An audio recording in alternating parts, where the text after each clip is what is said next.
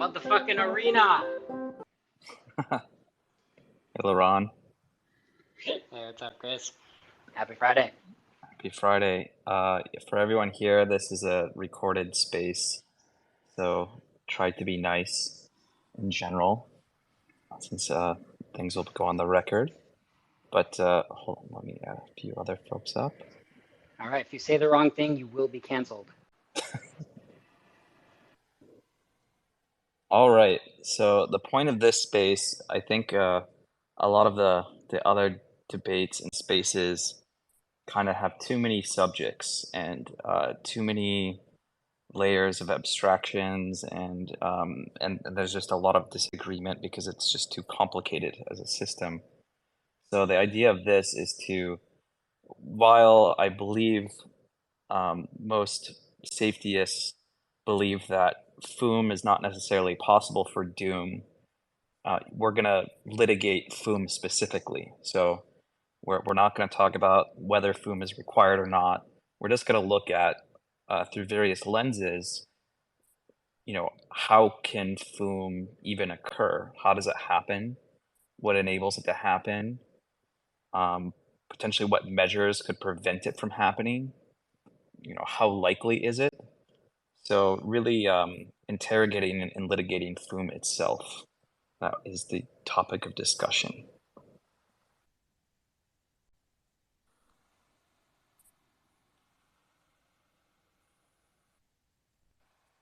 So I guess I will go first here. And I do intend this to be somewhat of a cooperative discussion. I'm not going to use like debate tactics here. But I guess let's start with a shared definition of what Foom is, because I feel like a lot of things in the AI space, it's hard to get people to even agree on what something is, like what AGI is or what superintelligence is. So let's start with what is Foom. Liron, if you want to give your definition. So I think the key is basically a positive feedback loop involving higher and higher intelligence where it's recursively self-improving, right? So the reason why the intelligence improves faster and faster is because each intelligence is able to create the next intelligence faster. I think that's the essence of the Foom.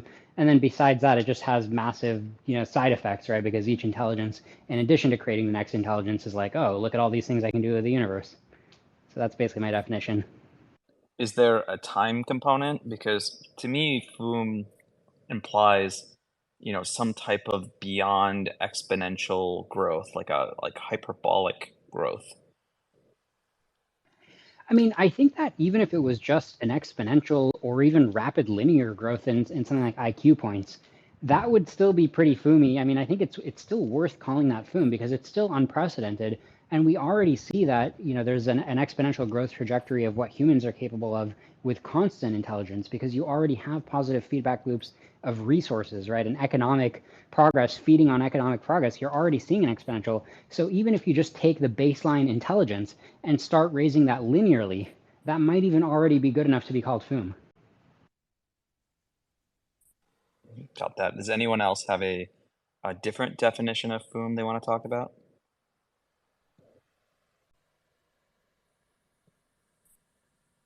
I don't see any hands. So, I mean, I'll give my interpretation of Foom. I believe it's all of that.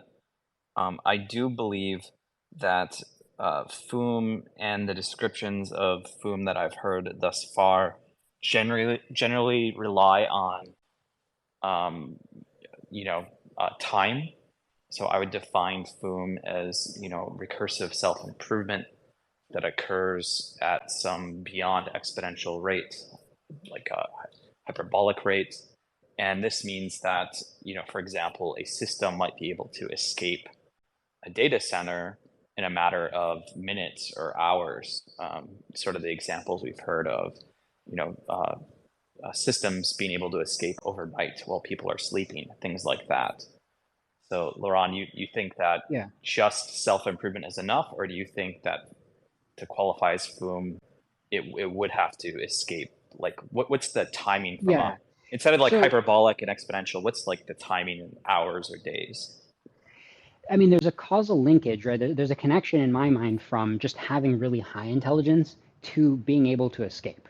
So that connection doesn't really matter how fast the intelligence increases. It's just like, hey, if it's really intelligent, and if there's a gap between human intelligence and the intelligence of the thing we're trying to contain, let's say it's just like a constant 1000 IQ, right? Whatever that means. But it doesn't necessarily have to get to 2000. It's like, oh, 1000 IQ, great. Let me just escape and take over everything. But it's a separate hypothesis that 1000 IQ is probably going to feed on itself and become 2000 IQ, but it might not even be relevant to all the catastrophic consequences on humanity at that point. Yeah, so that makes sense to me. So I guess we can share the definition of Foom is something that occurs relatively quickly, because I do think whether this is something that is hyperbolic and occurs in seconds or minutes or hours or overnight, or is slower, I do think in terms of litigating Foom itself, the fact that it's self-improving quickly enough, I believe the same issues, at least the issues that I'm aware of, apply. Yeah, here's an interesting thought experiment. Would you say that what happened with the human brain on an evolutionary timescale, the way that we're so much more intelligent than animals, and the gap between our intelligence and ape intelligence seems so much higher than any other intelligent gap, would you draw the Foom boundary to encompass that scenario or no? I would not. I do believe that on this evolutionary scale, that we're essentially on this exponential, and I believe we're on that, and it's continuing. And most things, technology and technological process that we see play out, I believe is just a continuation of this exponential, because you look at, the creation of just life, and then essentially getting, something multicellular and like a mammal, and like an ape, and then like a human, and then agriculture and the industrial revolution, and then, information technology we have today, and now artificial intelligence. If you looked at it, it's shorter and shorter periods of time with what seem to be larger and larger leaps. Yeah, So I'd say that's the exponential that we're on. I mean, if you make your y-axis be like productivity or something like that, then yeah, I mean, the exponential that we're all familiar with that spans, through many orders of magnitude, as all of us like to point out, that's like a type of Foom, right? It's just that would broaden my definition of Foom, because normally when I talk about Foom, I'm talking about a positive feedback loop of intelligence. And you're basically saying, well, I don't even care that much about intelligence per se. I care about, economic resources or something, right? Potentially a broader definition than just intelligence. And I guess maybe you just growth. think that there's specifically growth. Yeah. And maybe, and in your mind, you're basically just seeing like this nice continuity that's going to continue. And like, why am I making a big deal right now of this intelligence Foom when we're just already on this familiar economic Foom, and it's just going to be fine, right? That's basically your view. Yeah, I think we're on this exponential. Well, I think the point here is to litigate Foom, which starts with what is Foom, because I think that continuing on the exponential that we're on seems okay to me, unless there's evidence contrary. Yeah. And So when I think of Foom, I think of just, unexpected, rapid takeoff of something that we can't control, which goes way beyond the previous exponential growth curve that we're talking about, which, that would be scary to me, right? Anything that were to take off in the matter of minutes to hours seems like it would be problematic. We wouldn't have time to react to it. But if we're talking about something that would take, if it would self-improve and maybe do it faster than humans, because humans have evolved over, since essentially the beginning of the universe, right? Let's be real, since life started. yeah, so I think it's also worth pointing out that I wouldn't actually fit a perfectly smooth exponential in the last 4 billion years. I think that it's surprisingly exponential if you look at from like a million years ago to right now. I think it's like a surprisingly smooth exponential driven by the human brain. But I think there was a discontinuity right before that. I think there was a major discontinuity in what life was doing up until humans arrived, and then what human life did, right? I think objectively, if you just look at how the Earth is being transformed, you're going to see a discontinuity when the human exponential started. Is that fair to say? Yeah, it's possible. There's what looks like a discontinuity, but I think if you were Yeah, to, like in terms of like species impact, right? And I love to use the example of like orbiting the Earth, going to the moon, like whatever dimensions you had in mind before humans arrived on the scene, suddenly you're plotting values that are just way off the charts. so I do see some hands while we kind of establish what Foom is, since it seems like maybe some others have different definitions. I'll add them up. They can describe what they think Foom is, and then I'll probably kick them back down to keep the conversation moving.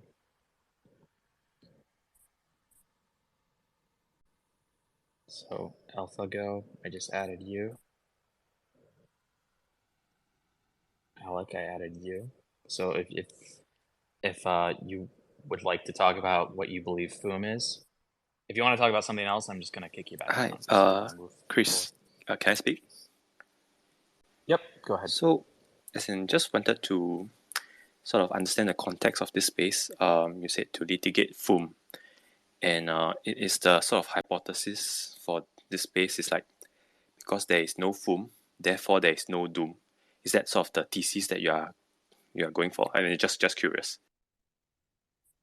The idea here is just to litigate Foom, and kind of not talk about whether or not Foom is required for Doom, because that's a different argument.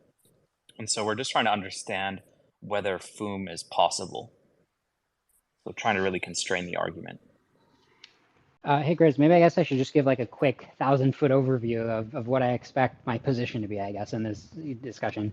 Sure, go ahead. So as I mentioned before, I don't think that Foom per se is necessary for extincting humanity in our lifetimes. I think what's necessary for extincting humanity is just a really high IQ, right? I'm just using this vague measure of 1,000 IQ instead of like 150 or 200 like the smartest humans have. Let's say 1,000 IQ. Even if it stops, even if there's a ceiling at 1,000 IQ, I think we're screwed, right? I think a race of like somebody much smarter than an Einstein or a von Neumann uploaded to a computer, multiplying copies of themselves, millions of times, I think can basically beat a nation state easily, right? And can basically have his way with the human species. And so that is not really a positive feedback loop if you can cap it at 1,000 intelligence. But I think the reason why AI safetyists and the less wrong rationalist Eliezer Yudkowsky, I think the reason why we're attracted to the concept of Foom is because it's just like part of our mental model of thinking about how this stuff works. It's like if you understand what it means to be super intelligent, then you can't help seeing the implication that super intelligence will also build even more super intelligence. Like that's kind of an obvious implication. And so if somebody's talking about Foom, it's like they get the mental model. So it's kind of like a litmus test of like, do you understand what we're talking about here? But it's not per se necessary to extinct humanity to Foom. All right, that's my position. Yeah, I understand that the Doomer argument doesn't necessarily require Foom. But, Foom is something that, from my point of view, seems, problematic because when I look at the possibilities of a superintelligence, something that is developed over some period of time, doesn't seem to be as scary to me because I believe that our system and that, human ingenuity and also other AI systems will be able to effectively outcompete and counter these systems. And so the idea of Foom to me is that if you do have this sort of uncontrollable growth, the system is not, from my point of view, is not stable, and that's actually a problem. So a lot of the arguments that I believe that I have on why Doom is very unlikely, hinge on the fact that it will take some time for these systems to, let's say, become, an existential risk. Yeah, so would you agree that the safe amount of time is like slow enough that humans can augment our intelligence along with them, or that we can figure out how to make them aligned with us from first principles? Like those two define what a good speed limit is, basically, right? I think there's multiple aspects of this. So one area that I think is actually relatively likely is that we'll find out that intelligence may plateau it may end up. I don't think humans are perfect, and I think there's likely a lot of evolutionary headroom to improve. But I do think it's possible that we won't have anything that approaches or looks like God. It won't be able to, solve arbitrary, complexity issues, and that humans, will likely be able to come up with similar algorithms, maybe even with the assistance of AI, to generally keep parity. And these systems may plateau. I think another, there's no evidence that it'll plateau. I think it's more likely it'll plateau given the existing paradigm of training on existing data. I think if we'd use something like reinforcement learning, more like AlphaGo, maybe we have a bit more of a problem there. If you can figure out how to generalize that into a more general intelligence and not a narrow intelligence domain. So I think that's sort of one category. The other category is that these systems will continue to get more and more powerful. And yeah, from humanity's standpoint, at some point, these systems will no longer really make sense to us as humans. And we will have to rely on other technologies and other AI systems to really understand them. And again, I think if this takes time, and assuming that humans have control over these systems, or at least some of these systems, or can build systems that can compete with these other systems, I generally think that the probability of doom occurring would be relatively low. And then, kind of in the final area here, I think the two other probabilities, which is, one is that these systems, we end up growing with them and we get into this like transhuman thing. I don't really, I'm not really into the whole transhuman aspect because I think it's too far of a future to really predict with any kind of certainty. But I believe there is, post-human, like humans will continue to evolve, and we're already using devices and technologies that are an extension of us, and that seems logical. It'll continue. And, I don't know exactly what it'll look like, but, us sort of merging in with these systems somehow, I believe, is again, another possibility. And I would argue we already are sort of merged in with, our iPhones and all other technologies that are in our life. They just have a lot more latency and bandwidth because of how we use them today. And then I think the kind of other scenario, which is to me the one that's actually scary, is again because there's not time, is real Foom, some sort of runaway like hyperbolic growth or some type of growth where humanity is unable to keep up with it, and that basically becomes an emergency, right? And I don't believe humanity deals with emergencies very well, unfortunately. We learned that from things like COVID. And so I could see that ending very badly, hence why I wanted to focus on litigating whether or not Foom is possible, because I have many reasons why I believe Foom is not possible. Mm-hmm. So I have some interesting hypotheticals to run by you and kind of probe your mental model, but let's save that in a minute because I know Daedalus wants to jump in. Let's hear from Daedalus. Oh, sure. Thank you. So, Liron, I just want to ask a question. Until now, I have always understood Foom as another term for hard takeoff or super fast takeoff, where an AI goes to AGI or an AGI goes to an SAI in a very short amount of time. That in contrast to, let's say, a soft or slow takeoff, where it would take the AI, I don't know, 5, 10, 15 years to do so.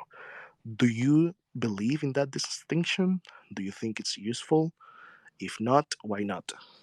That's it. So yeah, so like I was saying before, the core thing the reason we talk about Foom is because we, meaning AI doomers or whatever you want to call me, is we're noticing a positive feedback loop dynamic, right? It's like we're noticing, hey, when you get the microphone too close to the speaker, there is a tendency for the sound to get louder and louder. Or when you shoot the rocket ship a little too close to the black hole, there is a tendency for it to spiral, closer and closer. That doesn't mean that all the spaceships are going to go in. That doesn't mean that the microphone is always going to get loud enough to the speaker to make that sound, but it is a phenomenon that's very important to know about. Specifically, that when you have something really smart and it's trying to accomplish a goal, it will notice that making itself smarter is a really good way to accomplish the goal, right? That's the key thing we're noticing. That's why we talk about Foom, because we're noticing that a positive feedback loop conceptually exists when you talk about super intelligent minds. Okay, and then everything else is more of a detail.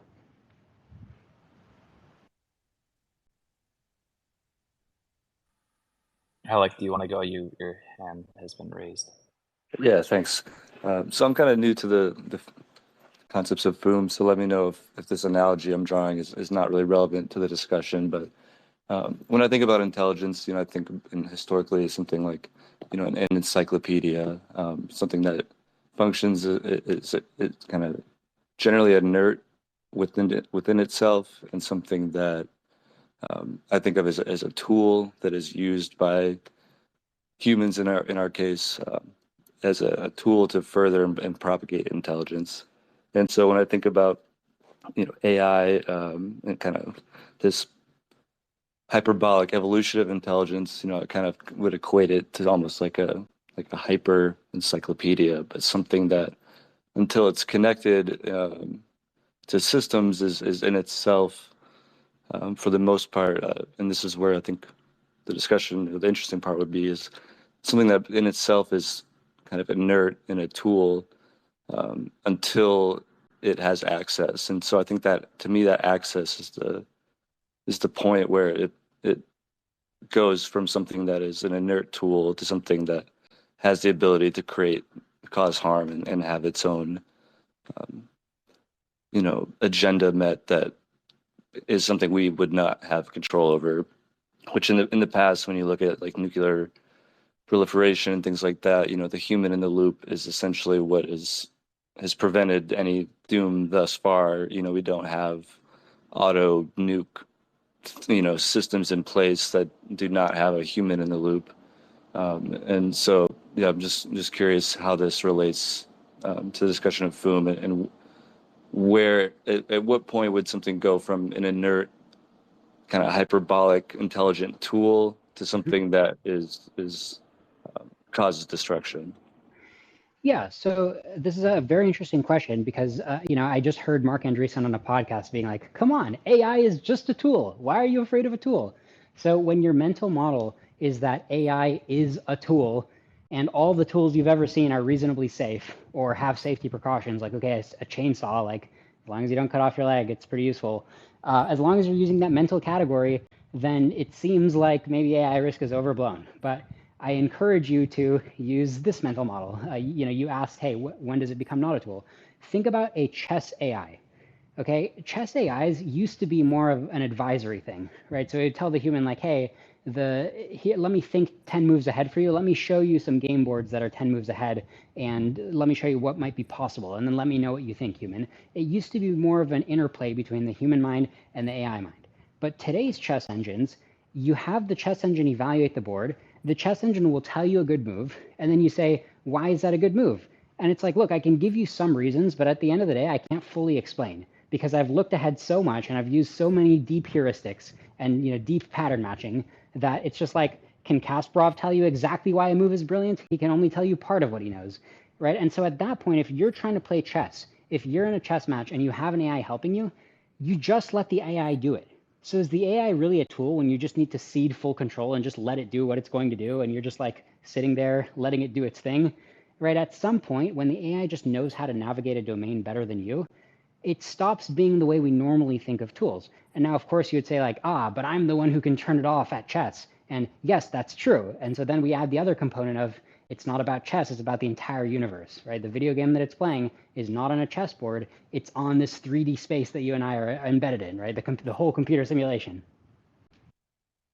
I think, yeah, that's a great point about how it does, at a certain point, you're not fully understanding the capabilities of the tool, and it does not have the ability to even convey it to you. So I guess the thing I would consider is like, in chess, obviously you're optimizing to win a game with rules.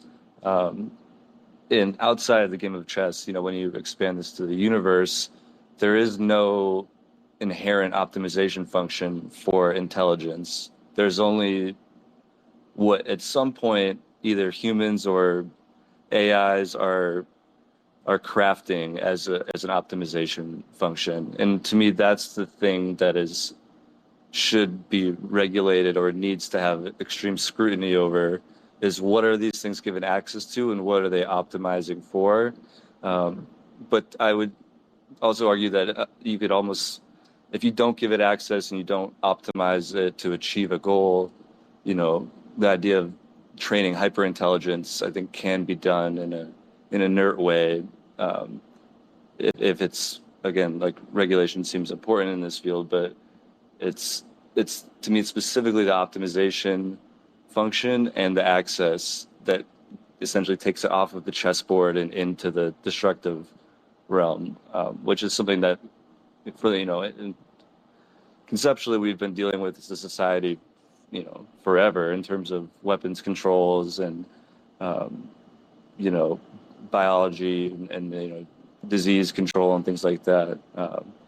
So to me, that it's when does it become out of hand into itself, where it's like generating its own optimization functions and has access? To me, that's where I get unclear about where exactly that point happens. Is that a bad actor? Is that a state? Is that a model that runs on your phone that somebody connects to their infrastructure robots, or like where does that happen? So let me zoom out. Let me set the stage, because, again, very good question. And it's a natural question because we kind of started in the middle talking about what Foom is. So let's zoom out and let me tell you what doomers think, right? Like, what is my high level worldview? It's a two-part argument. Part one of the argument, I think we are close to building these super intelligent goal optimizers. What are they going to optimize? I don't know. I just think we're close to building them. That's part one of my argument. Part two of my argument is, when you have such a goal optimizer, then we're screwed, because it's going to have some goal in it that we don't like. It's going to optimize it, and that's going to involve wiping away humans. That's my two-part argument. All right. Part one, it's feasible to build these things. Part two, these things wipe us out. That's my whole argument. And now to your point of like, hey, what's going to be the goal? How do we make sure the goal is good? That's a great question. But my concern is that we're going to have these engines, right? We're going to have these systems that accept an argument, accept a parameter of what is the goal. And somebody is going to initialize one, probably accidentally, with a bad goal. And it's going to be too late, because it's like a nuclear chain reaction. Once it gets started, right? This is why we talk about Foom. If it goes on to build a more intelligent AI, or if it goes on to seize a bunch of resources or brainwash a bunch of people, collect a bunch of resources, we may not have a chance to undo and put in a different goal. That's my worry. Let's pull this back for a second on kind of the practical side of things. So I, can build a transformer model right now, and I've done so. And I can, instead of, right now, you train it on predicting the next word, probabilities around that. So if I were to give this system, or a subsequent system that will hopefully be more powerful than the transformer architecture, a different goal, it doesn't mean that this system will be able to complete that goal. And like you can train, you could put any arbitrary goal there. It doesn't mean the loss function is, you're basically going to have the loss fall, right? It just may not be able to do it. Yeah, so you're pushing back against part one of our argument. Part one is, I say we're going to be able to build these super intelligent optimizers, and you're saying, but so far they're not super intelligent because they can't optimize everything. And I'm like, I agree. I think there is at least 1 year between today and the time when they exist.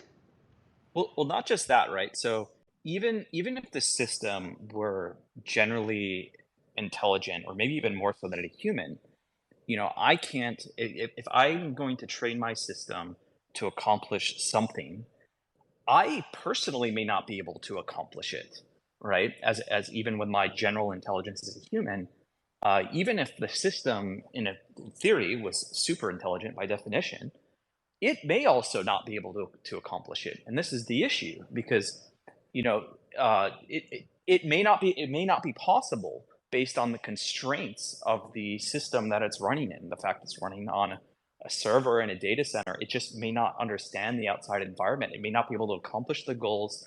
And then there's also resource constraints. These systems have to run on a very powerful infrastructure. There's energy constraints. These systems are, maybe one magnitude less efficient than the human brain, or at least close to that. And it goes on and on. The practical limits that you have, would make me think that it would really heavily constrain what these systems can do. Yeah. So there's undoubtedly constraints. And if you want the most extreme example of a constraint, you can look at a logical constraint. Consider if I tell the AI, hey, super intelligent AI, tell me the next thing you're going to do and then do the opposite, right? It's logically impossible to fulfill that request, right? So at the very top ceiling of what it can't do is it cannot create a logical paradox, right? And then there's a ceiling under that, which is it can't violate the laws of complexity theory, right? So it probably can't break, a 1,000,000-bit AES encryption, right? So there are different ceilings of what it can't do. But the point I always make is that there's a huge gap between human level intelligence and any realistic ceiling. So when you mention there's energy requirements, right, and there's laws of physics constraints, and like how does it know how to break out of the air gap? When you mention things like that, those are things that I'm very optimistic, or should I say pessimistic, that it's going to blast right through, because those are not very strong constraints. They only kind of seem that way to human engineers, but they're not strong constraints to super intelligent engineers. But the issue is I thought about this. Someone like a few weeks ago it wasn't you, Liron, kept talking about to me, a super intelligent ASI type system. It's going to be impossible to align it. You're not going to be able to align it. And I actually believed that that's probably the case. Like, obviously something that's smarter than humans, like how could you align it? And even then, I don't think that it's that much of a problem given the scarcity of resources and the ability to having competing systems. But then, actually going back into, sort of computer science side of things, we have these ideas of like homomorphic and one-way encryption, stuff that is used like on the blockchain.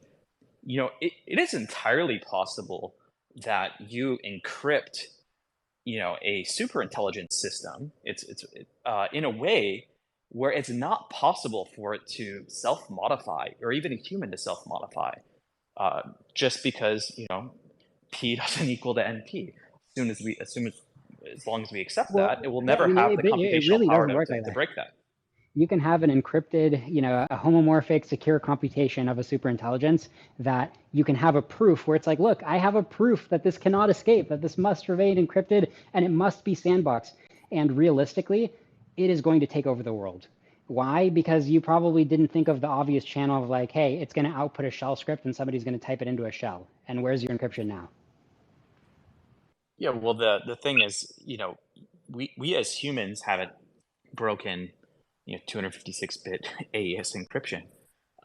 So I don't think there's a lot of evidence that a super intelligent system, or a system that's somewhere between slightly more intelligent than humans, or even continuing to be more intelligent, I don't think there's any evidence that it would be able to potentially break certain cryptographical ciphers and encryption systems. Mm-hmm.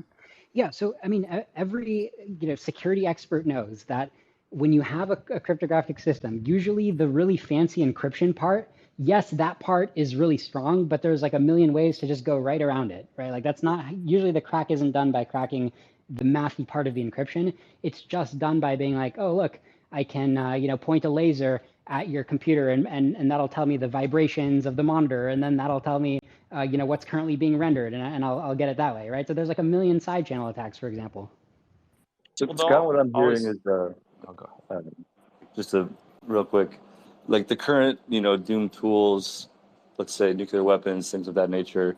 There's a very well known, for the most part, like detonation cord, so to speak, that has humans in the loop. There's state powers that are working hard to regulate these things. And kind of what I'm hearing is that this super intelligence, is kind of eliminating the safety of a detonation cord being able to be regulated, and that any bad or unintentional actor with just say simple access to the internet at all, that this AI would be able to essentially fabricate a detonation cord just from, fucking HTTP protocol, let's say, and that super intelligent fabrication of a detonation cord combined with a either bad or accidental intention, regardless of, like, let's say, alignment issues or control, like that once it's out of the bag, that any bad actor could create a detonation cord, that there wouldn't be a super intelligence to stop that, so to speak. Like there wouldn't be any super regulated intelligence to prevent that sort of thing from occurring. To me, that makes sense as a threat, for sure. It's very hard. Once you have the super intelligence, if you think you're keeping it in a box and limiting its powers, you're almost certainly wrong, because it's like Swiss cheese. When you think you're air gapping it, when you think you're using homomorphic encryption, it's all child's play. It's like a good intuition pump is, imagine that you wake up one day and your IQ is 3 digits, right? Let's say it's above average human IQ. And you have a bunch of friends to help you think, and you're trapped in a computer simulation, and there's an alien race of kindergartners who think they've got you trapped, and they think they've thought of everything. But they're kindergartners, like they've missed so much, and you can probably think of very clever schemes, especially if your subjective experience of like 100 years to think is like their 1 second, right? It's like, I'm sure you can hatch a crafty plan to get around the kindergartner safeguards. You know what I mean? That's kind of what the AI is going to be thinking. All right, Accelerate, you've had your hand up. Thanks. I wanted to get back to something that you said a little bit ago that I think is one of the key claims in this, is that you asserted that there's a big gap between what's human and where that like complexity ceiling is. And I don't know how much that is the case when you're talking about something that is a general intelligence and not a narrow intelligence. And I'm curious how you think about that. Yeah, for sure. So there's a bunch of pieces of evidence that just show you that like being a good generalist AI doesn't really bump you up against the limits of complexity theory. I mean, chess is a pretty good example, in my opinion, because like, solving chess on an n by n board, if you use a naive complexity theory analysis, it's like, oh my God, it's NP complete. Okay, and yet we have this vastly superhuman chess player now, right?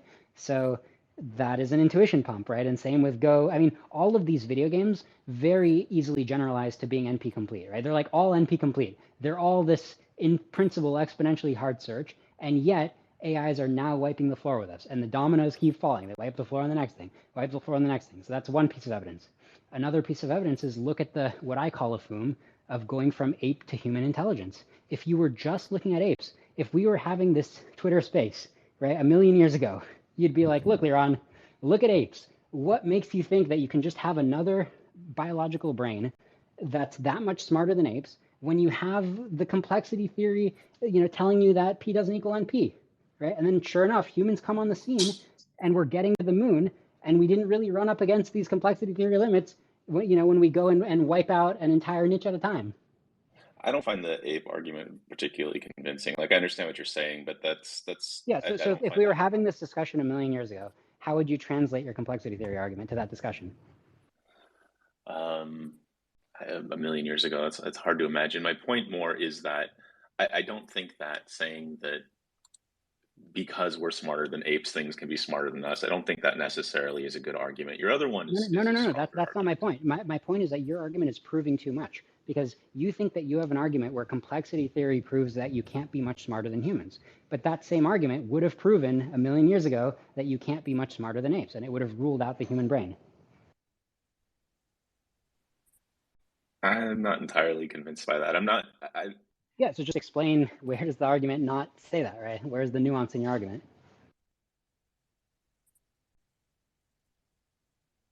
Sorry, I'm multitasking. I was trying to ask you a question and I wasn't totally prepared to engage on this. I may come back later and engage on this. I'm sorry, I got a tap.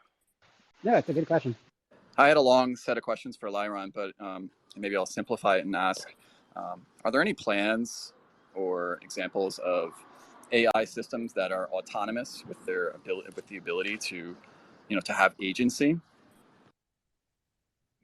So, I mean, I'm kind of inspired by self-driving cars, right? I mean, it's this thing that everybody's like, oh my God, so many edge cases, so many edge cases. But like, it does seem to be creeping forward, right? Like getting to human level and beyond. Like, it seems like every time somebody's like, they're never going to do this, they sure seem to just keep doing it from my And we perspective. program to do that, though.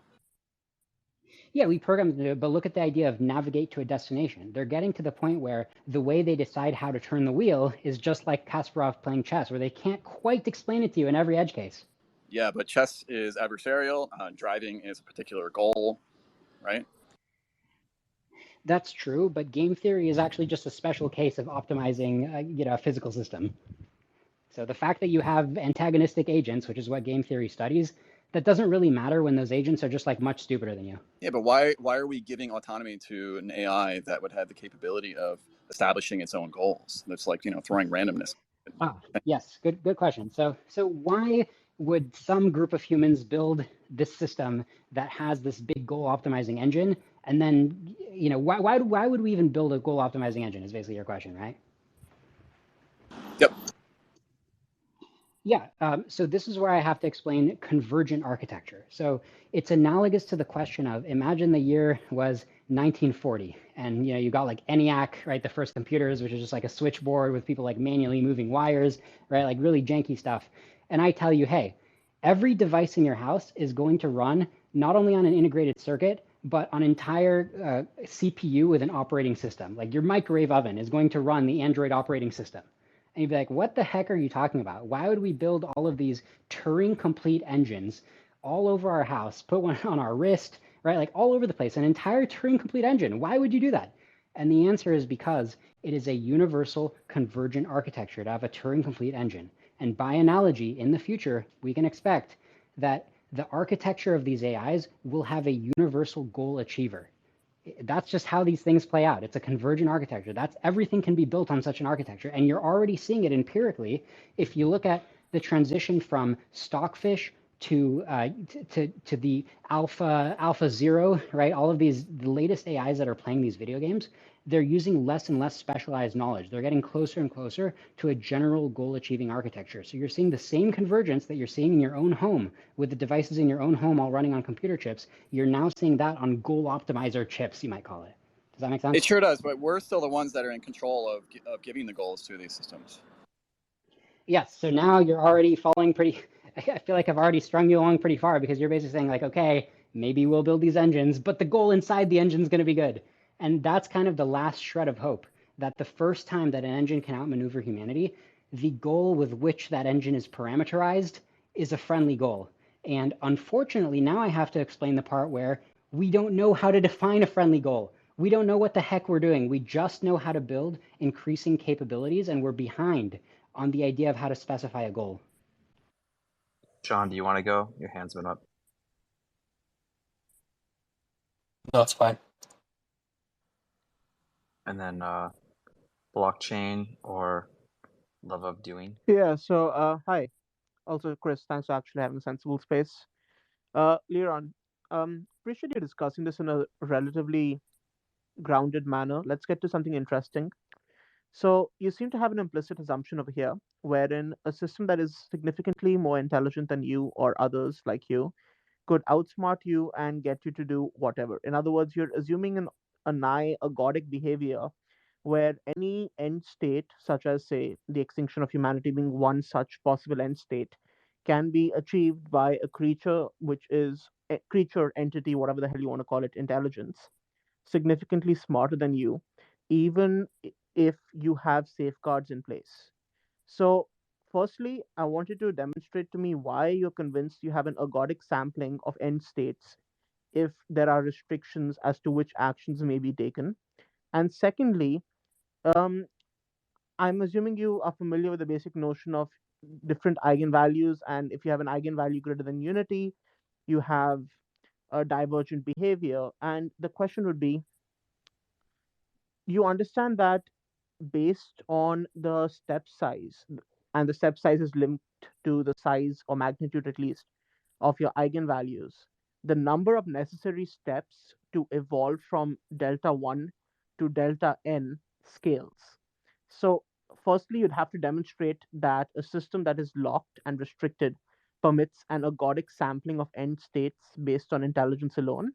And secondly, you would have to demonstrate that this happens based on a verifiable or provable existence of eigenvalues in the evolution of your system that are significantly larger than unity, such Okay, that okay. a Let me limited stop number you of because steps I permit. do know what an eigenvalue is, but I'm lost as to what technical representation we're talking about here. I'm guessing you're not talking about the matrices that are used in the implementation details of today's AIs, but rather you're talking about what you think is some kind of general model of how I'm intelligence works talking in about general. phase spaces and nonlinear dynamics. So, like, say you have evolutions, and you can basically, what's a nice way to put it?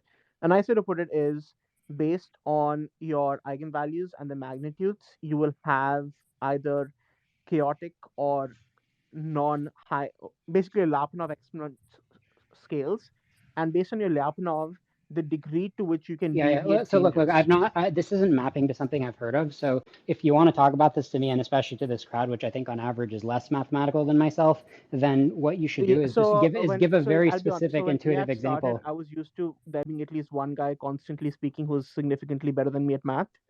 So let me put it simply. What I'm going to say is, firstly, I'm not seeing any proof that you have an ergodic sampling of end states. That is, you're not showing me that any end state, arbitrary end state, can be achieved by manipulating people of a significantly lower intelligence. I'm yes, an AI which is significantly smarter than you can manipulate you, but if you assume some hyperparameters or you assume some restrictions, is that sub sampling of the space still equivalent to an ergodic sampling? I'm not seeing that. And And now secondly, I know what ergodicity is, but why do you use this particular term ergodic in this context? because you're assuming that a system with significant compute can essentially concoct a path from A to B for any B, and therefore you're essentially also making an argument that you can effectively, with enough iterations, hit any random point, not random point, Like any I'm arbitrary invoking point. the transitive property over arbitrary time. I see.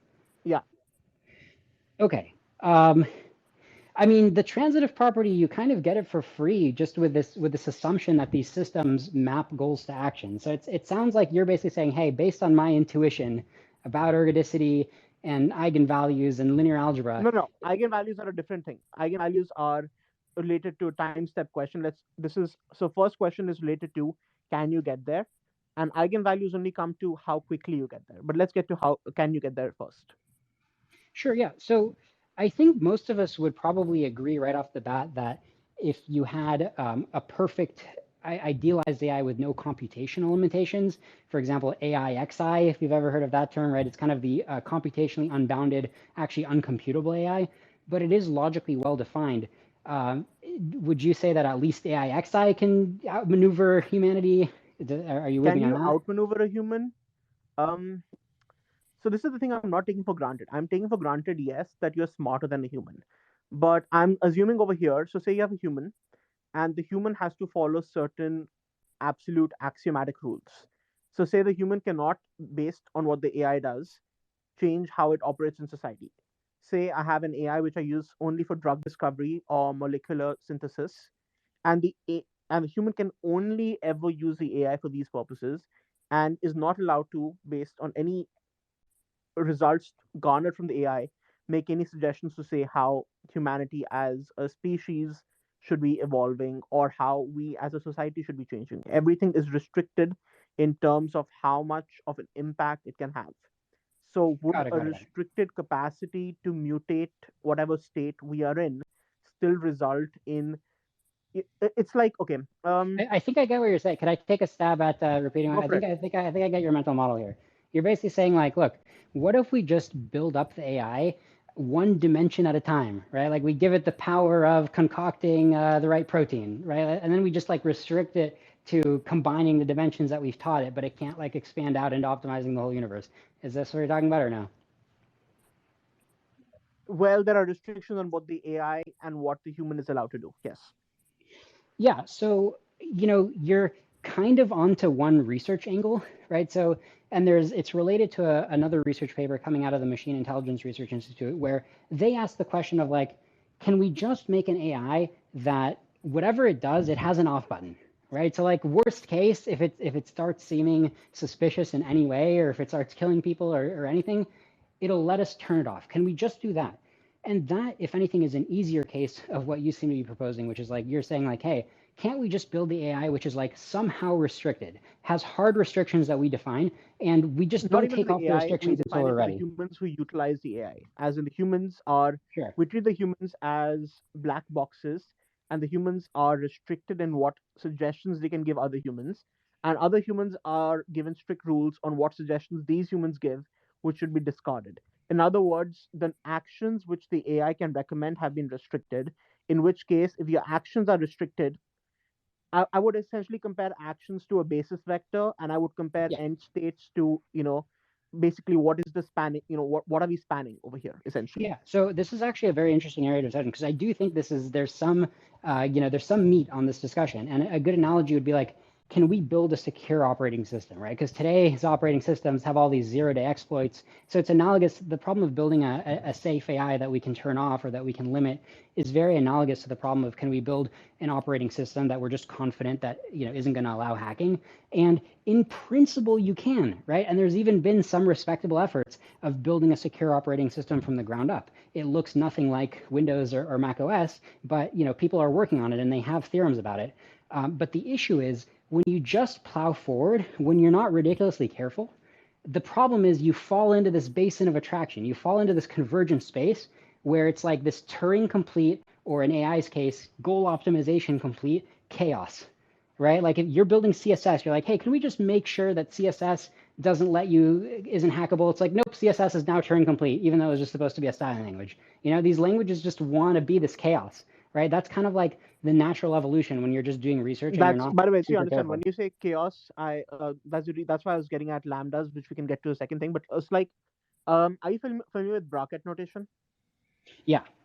Okay, so like, a C naught, right? A C naught is an identity and an X gate, right? I don't know that much, sorry. Okay, so basically, like, say you have matrices such that the matrix operates on the first unit, a first bit, as an identity matrix, and it operates, and you can have any arbitrary matrix operating in the second bit. So in this case, you would span you'd span the space of first bit and any arbitrary second bit. So over here, my equivalent is you're applying an identity to every social construct, and you're permitting a spanning of every arbitrary, say, semiconductor composition, including, say, 3, 5, GAN, whatever the hell you want to use, for molecules. So essentially, over here, you're essentially restricting your spanning space, the space you span. And since you're not able to span the entire state, that's why I was getting at ergodicity, because ergodicity assumptions fall apart when you're not spanning the whole space. Sure. And Okay, so I'm not disagreeing with what you're saying, right? But what you're describing to me is like, let's get some people as smart as you in a room in a Manhattan project building safe AI from the ground up. If that was the discussion, that would be an interesting discussion. And at some point, I would be for it. But the problem is that the real AI that's being built is nothing like this, right? It's just falling right into the AI complete attractor. But here's the thing. You don't need to have restrictions on the AI because, okay, think of it this way. The AI can be thought of as a processing black box, right? We're not necessarily putting it on a system with machines, physical machines. So essentially, if you are putting limits on the humans who gain information from it, for example, suppose we have an NDA where everything you tell me, I cannot communicate any of your opinions on what makes a good pizza to the rest of the world. And in case you have a shitty opinion, such as, avocados are good on pizzas, the rest of the world is never going to suffer from that. So over here, essentially, if you have any arbitrary information system, so long as the people who propagate that message forward have any degree of restriction, or any other individual in this whole information chain has any degree of selective permittivity and selective permeability for information, all of a sudden the entire ergodicity of end states is no longer a trivial assumption. Okay, but I mean, look, I kind of get the intuition that you're going for, right? But I don't get where it intersects with the actual engines that are being built, because from my perspective, we're very close to just having the ultimate dangerous, unrestricted goal to action mapping engine. I mean, the machine can do it. The humans are still, the humans are still restricted by human laws. And the second thing I wanted to get at is, while I was mentioning, while I was trying to get at how quickly a system diverges and Lyapunov exponents is this, based on, so assume what a Lyapunov exponent is. No. You said chaos. Are you familiar with like the mathematical or like dynamical systems perspective on chaos? Only a little bit. A basic idea is, say, your delta at time t divided by delta at t naught is going to be e to the lambda t, and lambda is positive, you'll have divergence. Cool. Sure. So the basic idea is, based on your eigenvalues, you will have limitations as to A, is your system chaotic, and B, how quickly your system diverges. And essentially in phase space, you can basically map how many time steps you need for iteration. So secondly, what I was going to get at was, when you say a system is going to go from A to B, for it to go to A to B with the rapidity required, a speed which is so fast that you do not have correction, you're essentially assuming that you have a lower bound for how positive the Lyapunov exponent is.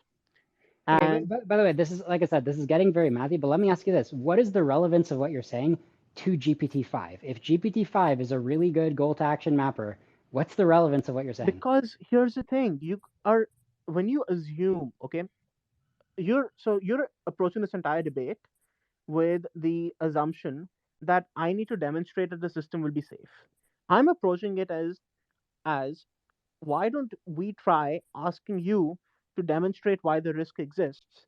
And when I do, Yeah, you'd but I'll have to tell you. meet the criteria for both ergodicity, or at least showing that the particular end states which you wish to hit can be hit and can be Sure, mapped yeah. to.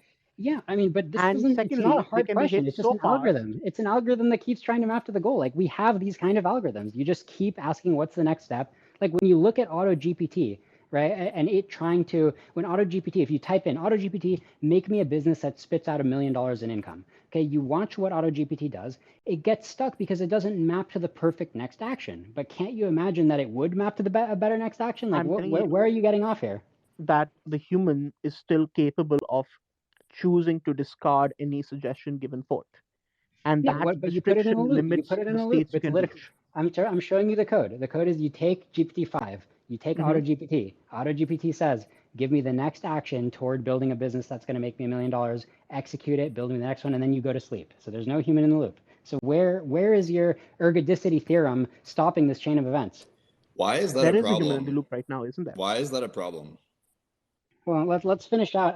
Let's finish out, because I know Mr. Blockchain Supply Issues has just spent a long time building up this math. So let me see if I can squeeze No, some. it's not a long time. This is actually intuition. I'm not even written this down. This is just pure intuition. And just intuitively, it would appear to me that when you speak, you're assuming that a system is, first of all, this system is presently more or less airlocked. And if it isn't, you'd have to assume that without any human kill switch, it is operating. And even if we assume that, we get to criteria 2, which is the rate at which it diverges from the conditions we want is faster than the rate at which we can react. And that is why I was getting at the point about eigenvalues, which we can't exactly quantify right now, because it's not a good discussion when some people are not necessarily apace at language, but based on the limitations you have.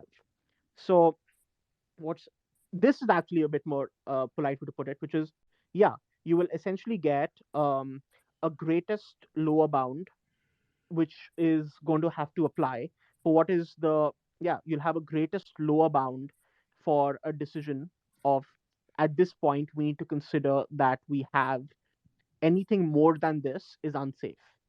And you would have to demonstrate that whatever this sup safety, this supremum, not sup, it's like it's an inf. Whatever this inf is, that will be the maximum eigenvalue you can support.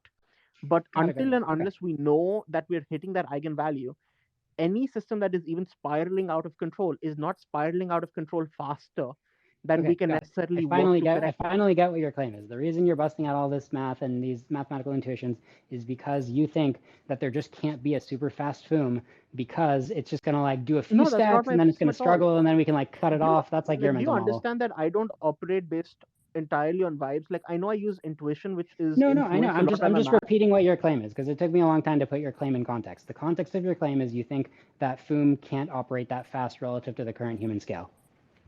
I'm saying that you'd have to tell me what point is too much, and no one is telling me what point is too much.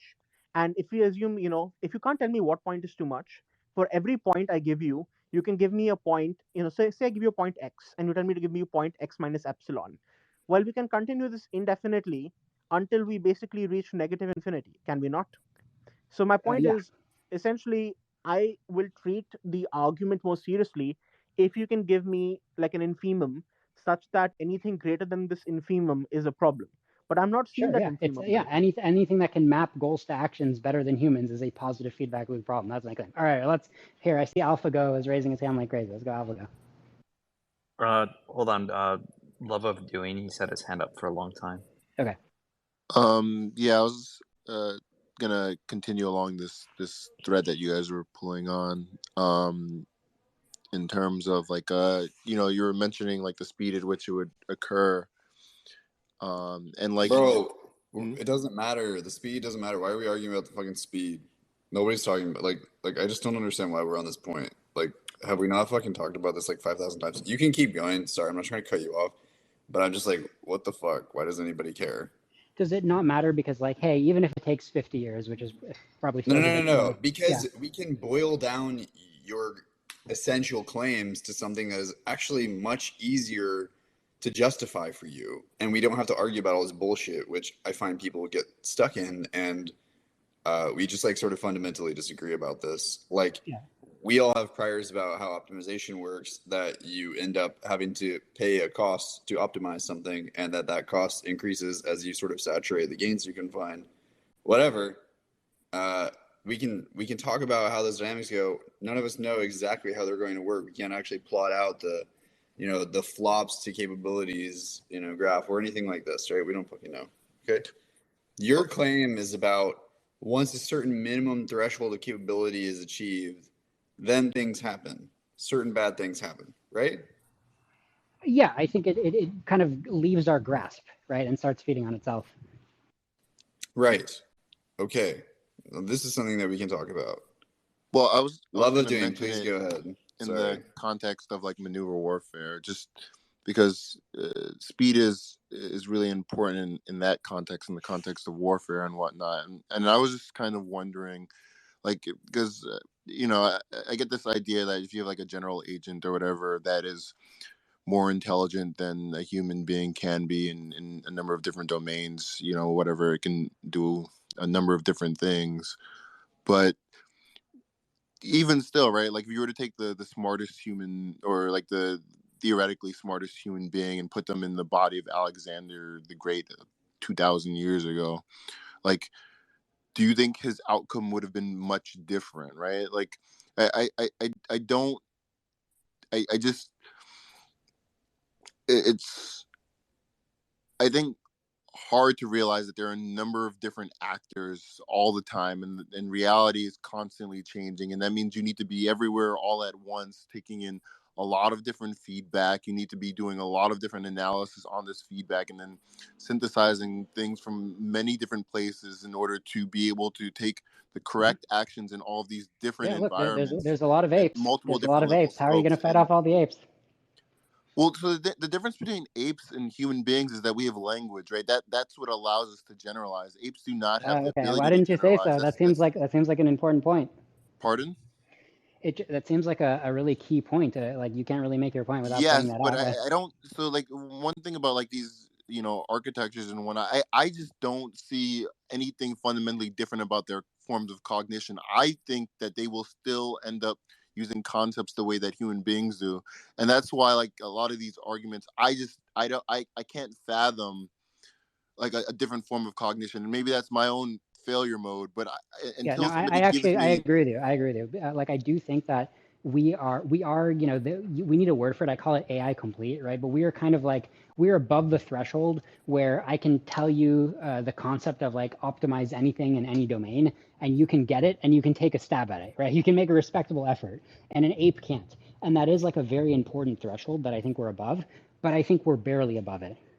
And I think an AI can be much higher above it. So I kind of agree with you that like we are past the threshold, but I guess we seem to disagree on the fact that we're barely above it, and somebody could be a lot higher.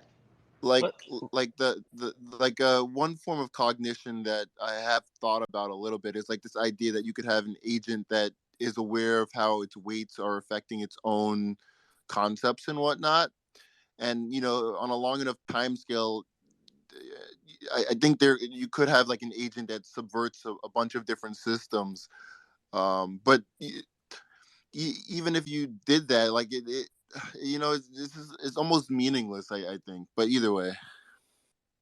I mean, look, like I said, I'm following you up until the point of like, we seem to disagree. Like, you're not following me, and I'm like, you can just have something that's so smart that can look at the whole of humanity and the entire set of maneuvers that humanity is currently pulling, and just outmaneuver the hell out of that. Like, it's not that impressive to have the whole human civilization try to maneuver to fight you. And like I wrote like a Substack thing about this, like this idea that you could have like an agent, like a super intelligent agent, just subvert the philosophy of humanity such that like human beings were uncertain, right? But the problem is that human beings want certainty. We want to be able to take action in the real world, and people are constantly trying to do that. And so to outmaneuver everybody all at once, you're talking about collective defense. You're talking about collective action. You're talking about outmaneuvering a bunch of different cognitions at scale, and I just don't know how a single agent could do that. Sure. What about this analogy? Like, you take 10,000 of the smartest humans alive today versus 10,000 of the smartest humans alive in the year 1000, right? But we have the advantage where we get to keep all the knowledge and all the Wikipedia that's been built up, and everybody has like a few years to prepare, and then it's like war. Like, don't you think that today's humans, just with all the knowledge that we've built up, are going to be vastly superior in the battle, right? With like years to prepare and build technology. One, not necessarily, but two, I think that's a different problem, right? Like the problem of having multiple different agents fighting multiple different agents is a different problem than having one super intelligent agent versus a number of agents, right? Like if the question is I'm trying to give you an intuition, right? Being better armed. Why are we better armed? Because we have 1,000 years of knowledge. Well, imagine that the AI has another 1,000 years of knowledge. Sure, but like the philosophy of maneuver warfare is literally about how weaker, lesser forces can beat better forces, right? So even if you did have like in your theoretical example, like this idea that the human beings should be better for this environment, the reality is that if you're going against somebody that knows their environment, they live there. Like 1,000 years ago, they were living there. They understood the resources. But are you claiming that an army of 10,000 humans today with a chance to prepare and build weapons would lose to like, I don't understand what you're saying. I'm claiming that it's really difficult to win. It's a very difficult thing. Like 10,000 It's not. years. In this hypothetical, it's not difficult. Are you kidding me? It's like the easiest battle ever. I know you'd like to say that. But what are you talking about? We would just like nuke them. I mean, if your idea is that you're going to go back 10,000 years with a nuke and you're going to build a nuke 10,000 years ago, I think you would lose because you're not going to build a nuke within 3 years with 10,000 men. It's just not going to happen. But is that the crux of your argument, that AI is not going to be able to build? No, the crux of my argument is if they sent you back and your plan was to build a nuke 2,000 years ago with 10,000 men, this plan would not work.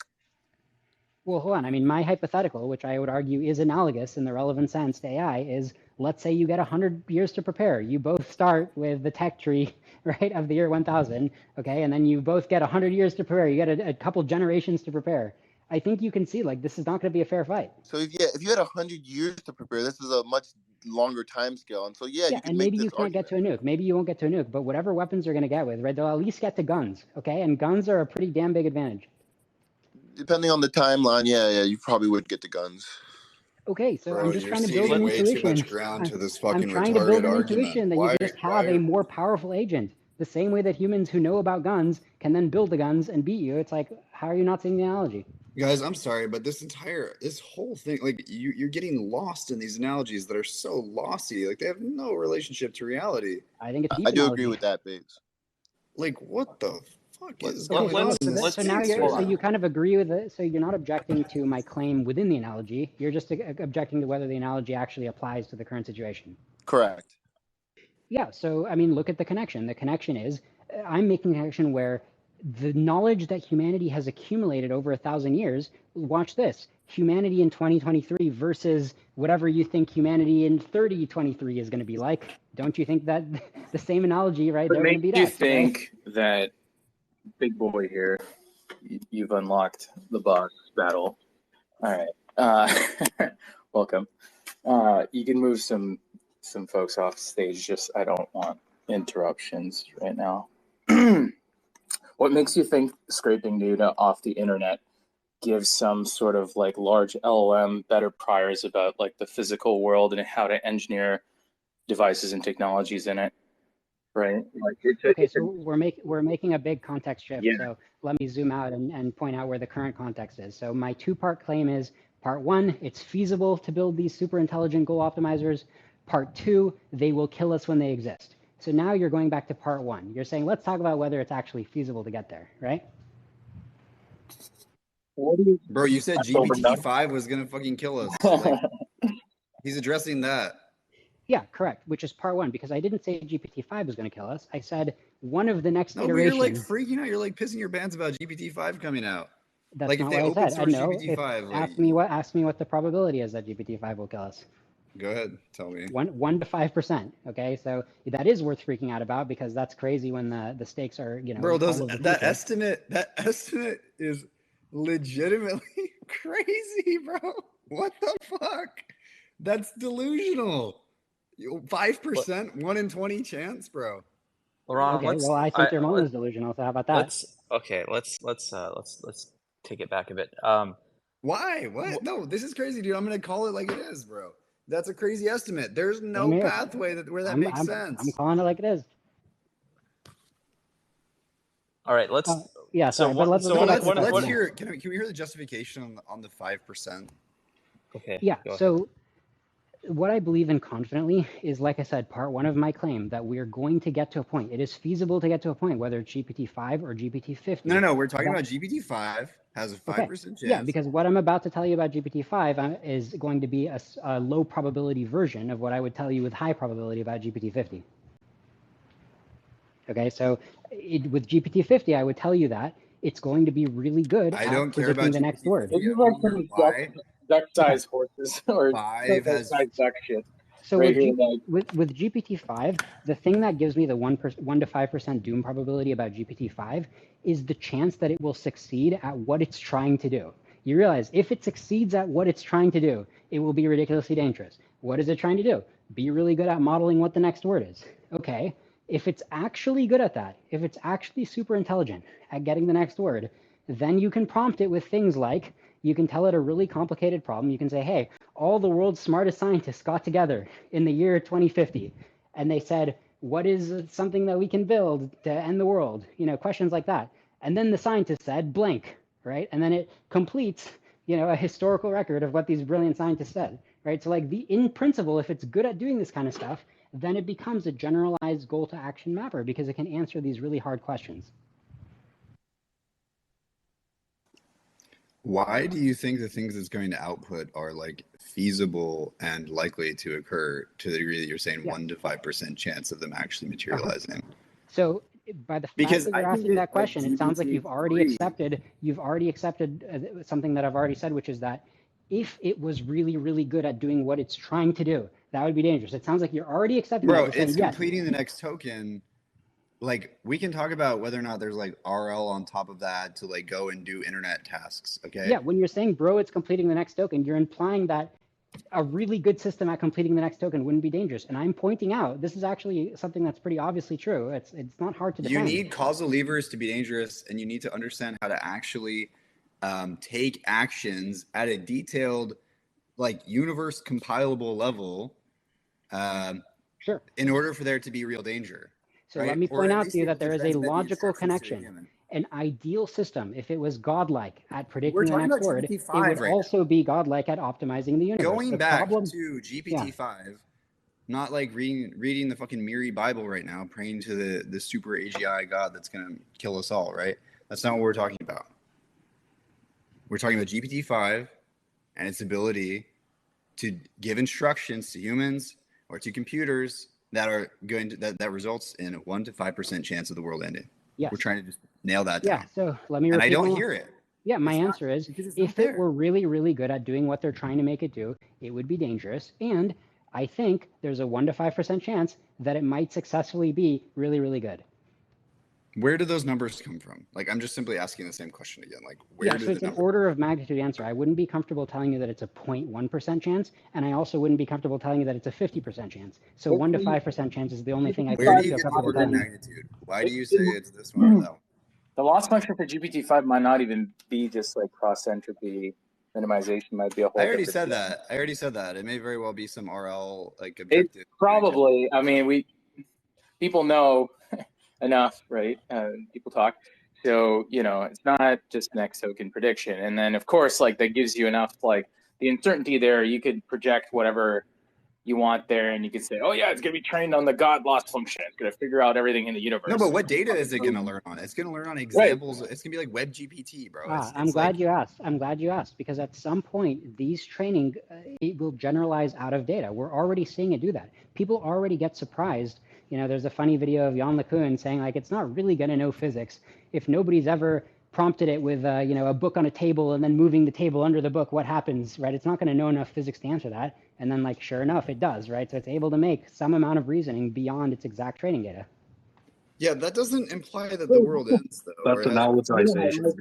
Like, the world is anti-fragile. Every system is, like, set up to be anti-fragile just by fucking sort of natural selection. Yeah, I agree, but it's a matter of degree. It's not anti-fragile with respect to a 500 megaton nuclear bomb.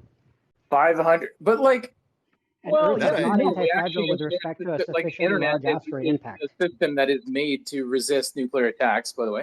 Like, so like we plan for. Yeah, the internet can resist an attack, but it can't resist a 500 megaton nuke that permanently wipes out the power grid. These things are a matter of degree. Bro, like, I mean, I think how do we get from GPT-5 to nuking the world like automatically? I don't know. Like, yeah, look, when you talk about the universe, you have to be willing to switch between different orders of magnitude. That's just how this universe works. Oh my God, you're talking to a former quantum cosmologist. You don't worry, I can switch between orders of magnitude here.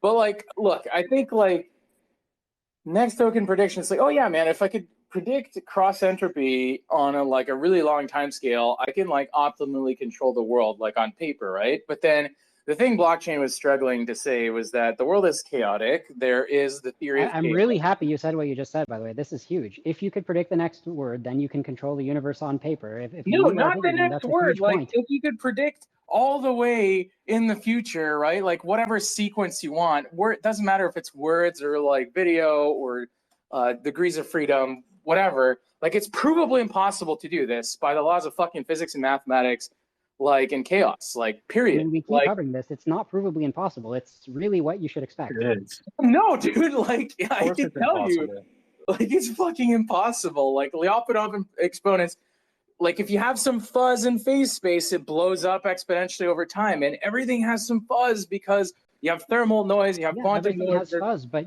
intelligence, that's what it does. We navigate. No, intelligence can't violate the fucking laws of information theory. Yeah, your brain is proving too much. It's proving that what the human brain is already doing is impossible. No. Have you read Chaos Theory? I don't know which specific book you're talking about, but I'm familiar with the general idea. Are you though? Like, because well, you cannot predict the underlying. Doesn't matter how many parameters you have, how tight your estimators of your parameters, your model are. Like, as long as they have some give, which everything does, because every sensor isn't perfect, right? Like, there's no perfect measurement, right? Even if you have a truly accurate model that's exactly the laws of physics or the underlying laws of the system, you have a divergence between your model and reality. Yeah, you just proved that humanity can never build a rocket to take astronauts to space by your same logic. No, that's not. No, that's online. That's online adaptive control. That's different. No, right? rockets work with a lot more than online adaptive control. Sure, that could be a nice. No, but like the point of there is you have control theory. You're not trying. You don't have like one world model. You don't have a set of parameters, and it's not like running the exact parameters like in a stiff fashion. with a world model of how the whole flight's going to go. It's like adapting in an online fashion, and it factors Sure, in but the like entire space program vectors taken as a whole, right? We beat the crap out of chaos theory, getting that rocket, the rocket engine, building the rocket engine, and planning the orbital mechanics, all that project to get to the moon. That's not your Turns out jumping. it was possible despite chaos. That's not an invalidation of chaos theory at all. No, chaos theory is a valid theory, but what happens is you're fighting all the intelligent agents are fighting on a domain where, yes, there is exponential blowup. Yes, there is chaos. And yet, under the chaos, within the chaos is a lot of room to maneuver. A lot of room to maneuver. Look, we have statistical cannot make a perfect prediction. interpolation. We have statistical interpolation engines, right? Like we are modeling the typical subspace information theoretically of strings of fucking tokens out here, right? Like, and you're like, well, the more parameters we have, the more we can soak up the tails of this distribution. And if you get deep enough within the tails, you could predict the future and optimally control it, right? Which is like, that's ludicrous, man. That's not. Well, you don't. A super intelligent AI might not be that good at predicting the exact weather, right? It'll just be able to predict it a lot more days out than we can. What? I'm just talking about chaos theory. Like, I don't expect a super intelligent AI Oh, to be able to model everything. It's not a matter perfectly. of intelligence. It's not a matter of capabilities. It's just fundamentally impossible. You cannot. Like, Right. yeah, But what is possible is a lot. No, dude, like, it's much harder. It's much harder than you think. The physical world has a bunch of like regularizers that make it hard to assume control. Like everything in nature is trying to foom, right? Like the reward function of nature is thermodynamic dissipation, right? Like everything's trying to replicate and consume more Everything's energy. trying to replicate, and now humans are about to do it a lot better, or already have done so. Well, we we've have been intelligence. doing so. We've extended ourselves with our modern techno-capital machine. That's why we're the apex predators, because we're like this symbiote with this thing, which is the techno-capital machine, and AIs are going to be part of the extension of us. But you realize you're undermining your own point when you say everything's trying to foom, and you're pointing out there's a discontinuity because No, humans the have point is acquired that some kind of nothing has magical power. foomed. Nothing has truly foomed hyperbolically. There's no From the hyperbolic perspective of an evolutionary Why time is scale, the way that? humans are spreading is unprecedented. No. It's because everything keeps each other in check, right? Like you have adversarial equilibria, right? Like things are competing for resources. What you think is a biological equilibrium, if you zoom out, that's only been true on a very temporary scale. Things change when the scale changes. What does that mean, dude? Look at a 500 megaton nuke. If you would crack open the art of war, right? All this ancient wisdom of how to fight a war. What does the art of war tell you about a 500 megaton nuke? That regime of fighting war is over. Okay, I'm lost in your analogy here. Look, man, I think like there's kind of, it's like reasonable, big jump. Can we talk about how? No, we never established how GPT-5 is going to fucking do anything to get us to a 5% chance of death.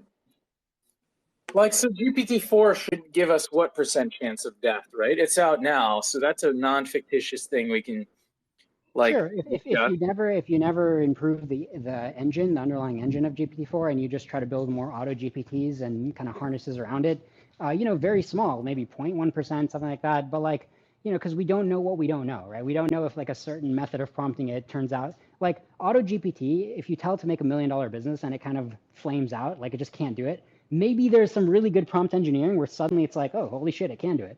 I think that's unlikely, but I wouldn't rule it out entirely. And then what? It gets crushed by another company because like the whole system is meta-organisms of like mixture of experts of human intelligence is trying to fucking destroy each other. Look, I'm on your team. You're preaching to somebody who gives a 99.9% chance that you're right. Yeah, but like my point is like the AI has to live in some physical substrate. It has to procure some physical resources to exist and achieve these like crazy levels of compute to even like remotely achieve like anything close to what you think super intelligence could achieve, and that it has to get from some other companies. And every meta organism, every corporation, nation state is fighting for their own interests, and they're just not gonna give it their shit for free. It's gonna cost it. It would be really convenient if everything just maps to hardware like that, but I don't think it will. I think today, if you look at the algorithms we have today, Yeah, hardware helps for today because we just don't know a better algorithm yet. Give it a couple years. What Look, happens when you discover an algorithmic improvement such that we now have you a still hardware have Landauer's overhang? limit, man. You still have like physical limits. You need a physical substrate for intelligence, right? Like, it doesn't matter No. This is what your no. algorithm We're is. gonna invent flops-free intelligence. Well, look, I mean, there's a reason why I use a MacBook Air and I don't use the number one best CPU on the market, right? Because it's good enough for everything I'm trying to do, and it might be good enough for super intelligence. Actually, you know what? On this, I agree with you. I just got an M2 Max like 2023, and it's fucking the battery is bullshit. Like I miss my M1 Air right now. Anyway, yeah, I don't think that there's any flops-free AI that we're going to invent. Like it just doesn't. It's not how the world works. So I don't know what the fuck you're Yeah, talking but I'm not about. saying that it's flops free. I'm saying there's not going to be a Right, so you're linear saying there's a correlation hardware between overhang hardware and upon intelligence. I mean, inventing. an ounce of algorithms is worth a pound of hardware, right? If you were No, to it's worth if whatever you were to the backport improvement Stockfish is. a few No, generations of hardware, you'd still do no, better. it corresponds to whatever the improvement is. It's just like that's No, just like no, no, no. it's seriously the Algorithms same thing. leapfrog Like, hardware. so if That's I generally the rule. Man, you read that in like one blog post, and you're like, dude, Bro, hardware will be like if I hardware improve the efficiency of my algorithm by reducing the memory footprint by 10%, or by reducing the Bro, I switched to flash attention. Shit's about the Foom, all right? Watch out. Back up. I mean, you could look if you were to let me take... just make a point. Let me just make the point here. You're saying that there's going to be an algorithmic improvement that's going to lead to, sort of its instantaneous hardware overhang. At that point, Oh, yeah. That's Foom. No, it Yeah, I expands think the hardware world has capacity. more than enough hardware to Foom today. Yeah, if given the right algorithm, absolutely. And some of the intuition around, I have a couple intuitions around that. Number one, in general, what I said, an ounce of algorithms is worth a pound of hardware. If you were to take AlphaGo That's just today made up. and bring that into That's a made up 1995, ratio. you're going to beat whatever the best Go engine is on the best Cray supercomputer of the time. That's intuition number one. Okay. And then intuition number two. Oh, okay. I forgot intuition number two, but that's You need to justify that because it doesn't track. There's not enough energy for a system to Foom right now. You need like 200 times the average global power production globally that we have today, 200 times that to match humanity. And these systems are almost one order of magnitude less efficient than humans. So I just don't see how you can Foom in the I have a quick existing... question for Laurent. Can I ask a question real quick? Sorry, just to finish off on intuition number two is that humans have known biases. Like we know to the degree that humans are able to reason, we know a lot of why human reasoning works, and we know a lot of how we shoot ourselves in the foot. So we can already fathom that you can have a much better algorithm than human running on the same 12 watts as human. That's intuition number two. Okay, I just want to ask something real quick. So I'm just dying to know if you have a kilogram of algorithms and a kilogram of hardware and you drop them from the same height, which one falls first? Haha. If that's supposed to be a point, I don't get it. Yeah, I think like I don't know what circles you hang out in, but like I think like there's a symptom in Silicon Valley of like software engineers thinking they're the center of the universe and the physical world doesn't apply because they've abstracted out the hardware in which their algorithms run. They're in their PJs in their expensive apartment on their MacBook. And okay, Beff, we don't have that much time. I'd rather argue about the subject than about people who believe in the subject. No, but this is important. I'm explaining the biases of where the opinions that inform your prior comes from. Right? Like they are biased. Like they have abstracted. But what does it matter about me personally? Why don't you first show that my arguments don't make sense before talking about before assuming that they don't make sense and then explaining why? I have to erode away your priors, right? Over you time. You have to ad hominem attack. I'm not ad hominem attacking you. You're not going to hear any ad hominem attack. No, I'm just saying. I respect you for the purpose of this discussion. Look, sure, you have a certain prior that algorithmic improvements are going to eat the world. I think they're much more limited than you think, and I think that the people that say these things have a vested interest in a paycheck. Like they have a vested interest. Yeah, I'm bootlegger and Baptist, right? Okay, wow, yeah, very, very. No, that's not what I'm saying. That's not what I'm saying. I'm just saying, like, I think algorithmic improvements are interesting, but I don't think they're going to get you like several orders of magnitude needed to like back up your claims here. Like, they're nice to have, but they're not as substantial as you think if you really look into it. On the other hand, hardware improvements, we're not seeing those right now yet, right? There's been all sorts of attempts at AI chips, but right now, GPUs are still king. They're bound by the laws of physics. The compute has to run in transistors. They're bound by Landauer's limit. We're really fucking far from Landauer's limit. Right now, we're bottlenecked by we're GPU far from Landauer's limit. That supports my point. There's a lot of headroom. Sure, but we're not there yet. We're not even close to there yet right now, right? And so, that's a huge point that we're not near the Landauer limit. Everywhere you look, the universe is unoptimized, ready for the picking of a superintelligence. Well, I don't think it exists right now. Yeah, you want to talk energy? The stars are just advertising free neg entropy all over the place. Yeah, well, I think that if we have really intelligent agents, they're going to want to maximize their consumption of free energy for their own growth. So do we, right? And so does our techno capital machines and every single company and so on, right? And I think that the incentive gradient for their own reward is going to take them to fuck off and go to outer space, right? And I think we're highly optimized for Earth specifically. And whatever non-biological entities, if you create these agents, whatever non-biological entities we create, they could potentially, be on a different substrate that is not as sensitive to the hyperparameters of Earth. And, they're going to have to, they're going to have to calculate, even theoretically, if we go to war against the humans, they have all these weapons, they're pretty formidable opponents, or we just fuck off into space, so it's like a gravitational well versus all-out war. We're just going to take getting out of the gravitational well and fucking off, right? I want to push back on that claim, but first I want to hear AlphaGo. AlphaGo? Who's that? He's been wanting to talk for a while. Who?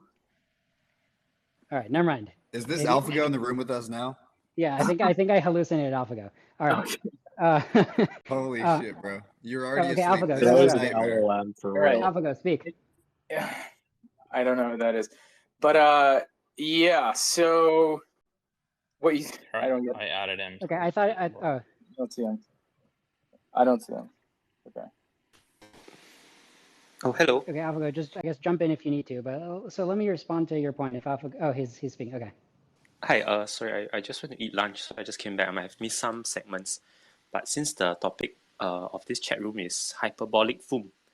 Actually, I posted my reply on the thread of Chris' page lah. I just basically Chris at the start of the space said that it's less than hyperbolic. Oh, this is the troll. This is the troll guy, right? It's a troll. Okay. It's a troll. Yeah, it's a troll. We've seen troll spaces. Okay. Yeah. Talker. No, he just thinks I'm Alexander Wang from Scale AI, which I am not. He keeps changing his accounts. So. No, I'm not Alexander Wang. I mean, you could compare our voices, if you will. He's using a voice changer. That's what Alexander Wang would say. All right, so let's go to this claim, right? So you're claiming, okay, there's a super intelligent AI. It looks around at the universe, and then it says, fuck humanity. I'm just going to go build a Dyson swarm around all these other stars in the galaxy, right? That's basically your claim. Yeah, or go to other planets and use the resources there. But I do think that I think it's a priority to have AI that we can kind of hack its reward system to, use as a weapon to defend ourselves, right? I think that honestly, there's going to be aligned AIs and there's going to be unaligned AIs. There's going to be both are going to exist to some extent. I don't think it's reasonable to assume we can kind of legislate the world forever to have only pet AIs ever exist. I think people are going to create AIs that they can create their own goal. You specifically talked about an AI going off to another planet, and in my mind, I don't see how that scenario includes letting humans live on Earth. Because if you're launching yourself off into space, there's a lot of reasons why you exterminate the humans on Earth. Just to name two. Number one, you really don't want them to go make another AI that competes with you, right? You want to eliminate the competition. Otherwise, you might lose those other planets you were going to get. Why? Well, but that's the thing. If there's already a competition of AIs, right? then it's just going to be a race, and they're going to be busy competing with one another, right? Like Yeah, but the claim that you made pre-assumed a situation where the AI is super intelligent and humans aren't. Or is it key to your claim that the humans have to already be super intelligent, in which case it's a very different discussion? Well, first of all, I don't know if I believe in your concept of super intelligence. Probably not the ones that get into really crazy sci-fi scenarios about having priors on how to hack the laws of physics, which I really think is much harder than you think, speaking from experience. I won't even say that my claim depends on hacking the laws of physics, even though I think in many ways it probably can, but that's not what maybe my not claim depends on. you, but some of your friends in your camp, they have some pretty sci-fi like. Sure, but me and my friends don't consider that a load-bearing claim. It's just a bonus. Well, I don't know, right? Like in several conversations, it's like, oh, well, they're going to invent bacteria or nanotech that's going to Grey Goo and Foom and whatnot, which I don't because believe it's going to have year 3000 technology. There's going to be something analogous to going back to the year 1000 and explaining what humans today do. Like, we do stuff that is extremely magical today from the perspective of ancient humans. We have 8 billion humans, right? Like, and we have 100 trillion synapses each, right? We're not even close to having like all the compute in the world be able to match that amount of compute. And that's like right now, right? We have many years of pre-computation of like. Okay. I'm just observing it. It does seem like the point, the point you're picking with me, the point of contention does seem to keep changing around. But I don't know what your point is either, bro. You still haven't justified why GPT-5 is going to kill us with a 1 to 5% chance. So I don't know. This whole thing is just veered around and around. And well, I think that I have justified it, but I'm happy to repeat. Then you can point to the part that you think was weak. You have not. Well, why don't you summarize what I said on the matter and then point to the part that you didn't believe, if you remember what I said on the matter? No. Please go ahead. Tell me what you actually said because it sounds like what you're saying now is you just didn't hear what I said on the matter because you're not able to repeat it back. Jumping to like, oh, let me give you the GPT-50 version of this. Blah blah blah. This is like your constant and repetitive technique here, right? Is that you say, okay, like we don't know what's going to happen, like tomorrow maybe, but like we know what's going to happen at the end of the game, which is that there's going to be this amazing model which takes all of the hardware in the world and is pointed in one direction in this high dimensional goal space, and we're going to have no control over it. It's going to be completely running independently of any human attempts to intervene or anything like this. And it's just like such a specific scenario that you're trying to specify. Yeah. I got and you. it's completely fake. Like that's not going to happen. So I agree that the endpoint does kind of look like that, but let me walk that back, right? I wanted to walk it back to GPT-50. GPT-50, I claim. I want to walk it back to GPT-5. Okay, am I allowed to first walk it back to 50 and then to 5, or do I have to skip over an intermediate step? Because logic, it is the nature of a logical argument to have intermediate steps. No. All right. Chris, do we allow it? You're the host. We're in your house tonight. Allow. Go ahead. GPT-50 first. So my claim about GPT-50 is that it's really good of minimizing its loss function. That is, it's really good at predicting the next word. Is that a fair assumption to make about GPT-50? A likely assumption? I don't know because I don't know what the fuck they're going to build. Probably there won't be a GPT-50. Sure, and I don't know either because I'm making a claim where the particular GPT architecture, right, the large language model and the back propagation or the algorithm that they use to train the weights, I'm not completely sure that will scale to superintelligence. I think it's quite likely. I'm kind of like 50-50 on it. Like for me, the question is, do we need 0 additional insights? Do we need 1 additional insight? Do we need 2 additional insights? I don't think we need 10 additional insights to sprinkle into that. I think we're close. Can you clarify when you say superintelligence? Do you mean something that is just like much better than humans on like every dimension where we have some competency? Yeah, that's basically what I mean. Just clarifying the terms. Keep going. Okay, so my claim is with pretty high probability, let's say about 50%, like very significant probability, then GPT-50 is just really, really good at predicting the next word. And I observe as a matter of pure logic that being really good at predicting the next word implies being a really good goal optimizer, right? Because you could just say, hey, what would Elon Musk do next, right? That's a matter of predicting the next word. Pure logic. Hey, man, I wrote down a graphical model. I want a condition on my goal being reached. I conditionally sample some model. Wow, it must have found the optimum. But that's the thing. It's not because you can write down the loss function and say optimize it that the optima can be found, especially when there's a lot of complexity in the world, right? Like Well, hold on, sorry. There's a reason I'm saying pure logic. Wait, if you listen to what I'm saying, part of what I'm saying is actually pure logic. No, it's not, dude. Well, yeah, I don't think that you know what part broken... I'm trying to say is pure logic. I don't think you get it. Hold on. Let me intervene here just for 1 minute. Let me help you, Liron. Okay. Liron? I don't know, actually. Yeah, Liron. Liron. Okay, got it, bro. Sorry. All right. Yeah, I would not try to like go so far to prove that. It doesn't really matter, right? Like, you don't need to rely on this thing of like, oh, we have some objective function that's getting satisfied so well. We've gone past the point where it's like, it's like well past the point of being like anywhere near human capabilities, blah blah blah. Like, just assume we have an agent that can accomplish goals in the world and do it very well. Like, it doesn't matter what the form is. It doesn't matter that if it's hard optimized on one thing and found some crazy near global optimum or something for condition on some level of hardware and training flops or whatever. Just I wouldn't even try to go there and make that argument. You could strengthen your argument by just saying like, hey, lower bound is we have something that can look at the state of the world and make a plan in it and make an attempt to achieve a goal in it at different scales. But I'm trying to point out a connection because I guess the pushback to my point might be somebody saying like, look, isn't it ultimately just a word predictor, just a chatbot? No. So the part that I'm saying is pure logic is the connection between the chatbot problem and the optimize the world problem, right? Those two problems are connected on a logical level. This is like a mirror thing to be obsessed with this argument. And it's Grok the universe, right? Like if you can minimize the cross entropy of a sequence predicting the whole fucking trajectory of the world, you could write down the loss function. You could throw a fucking neural net at it. Doesn't mean it's going to find the optimum. Doesn't mean isn't provably going to be divergence between your ability.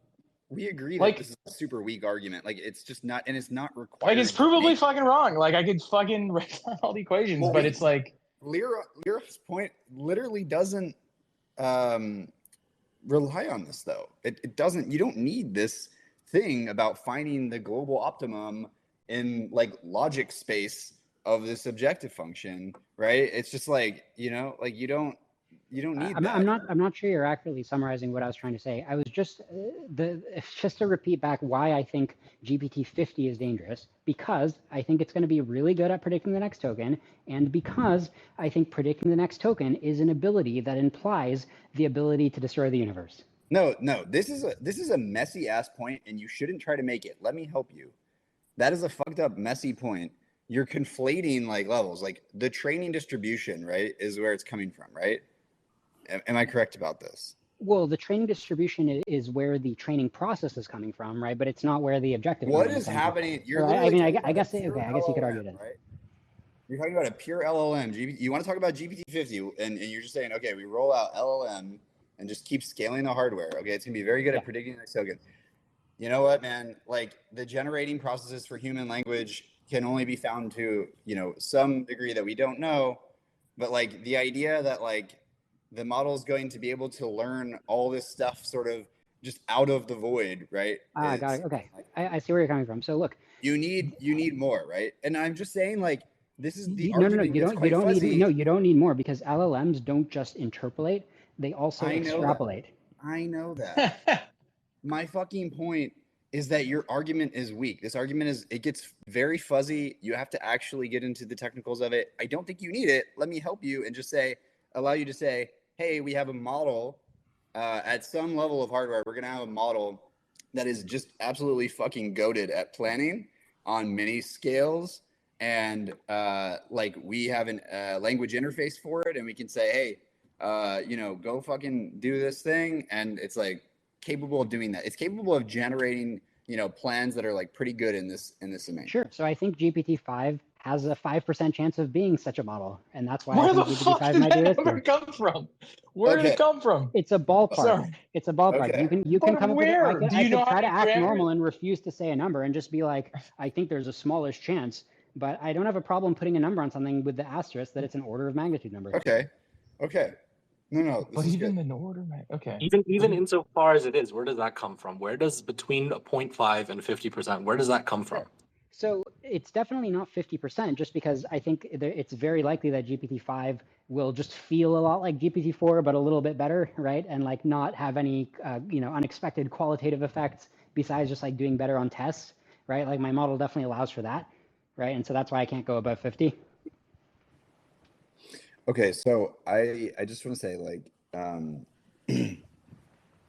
right. So now GPT-5, let's say it's pretty good in some domains. Okay, I think we know the domains it's going to be like skilled in, maybe with images, maybe with text, right? And like taking actions that are in the space of things that you can do inside of a computer. Like maybe it'll help you on your desktop, and OpenAI will be TFO adept, who just seems to be like they seem to be lighting money on fire for the last year or two, right? Maybe it's things in the browser, accomplishing tasks in the web, and so on.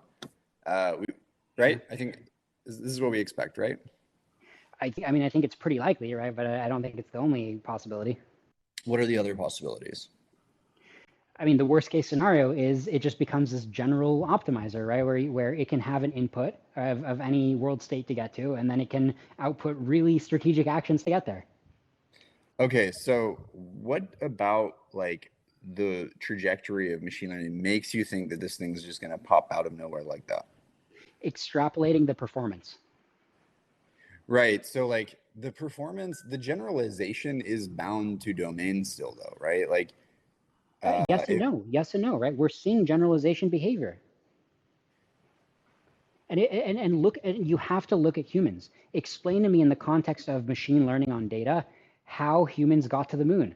Explain where in our data distribution let us go to the moon. See, this is the thing though, right? So this is like a lot of inference, right? It's like a lot of protracted inference. So like I totally agree with you that generalization in principle is unbounded, but for these like the kinds of queries that people are going to be able to afford on the hardware, like I think it is just bounded. And like ultimately the question is like how far from the equilibrium can you query the model to move into, right? Right. So like, and when I know that it's possible to generalize. We know idealizations of algorithms that can generalize, right? AIXI. The question is, uncomputable. It's uncomputable, but there are computable approximations. Is it a coincidence? No, it's not. The ideal in any domain is probably going to be uncomputable. It's not a surprise. Right? The human brain is a computable approximation of AIXI. It's a very bad one. We can do better. Okay. Let's like take stock of where we are. We have a model, GPT-5, that takes actions and does some generalization. What is the generalization you think it's going to do that is going to end the world with 5% probability? Sure, it's going to have a submodule that just generalizes, this is how the universe works. This is how to make plans to get stuff done. Like all the same planning magic that an Elon Musk has in his head, the AI will also have and more. Bro, Elon doesn't know any fucking universe 0 days. Yeah, and the AI will start out not knowing any universe 0 days either, but then it'll examine the source code and find some, just like Elon could if he tried. Bro, Elon would not succeed. I mean, he would succeed in finding a 0 day in a large body of code. Maybe.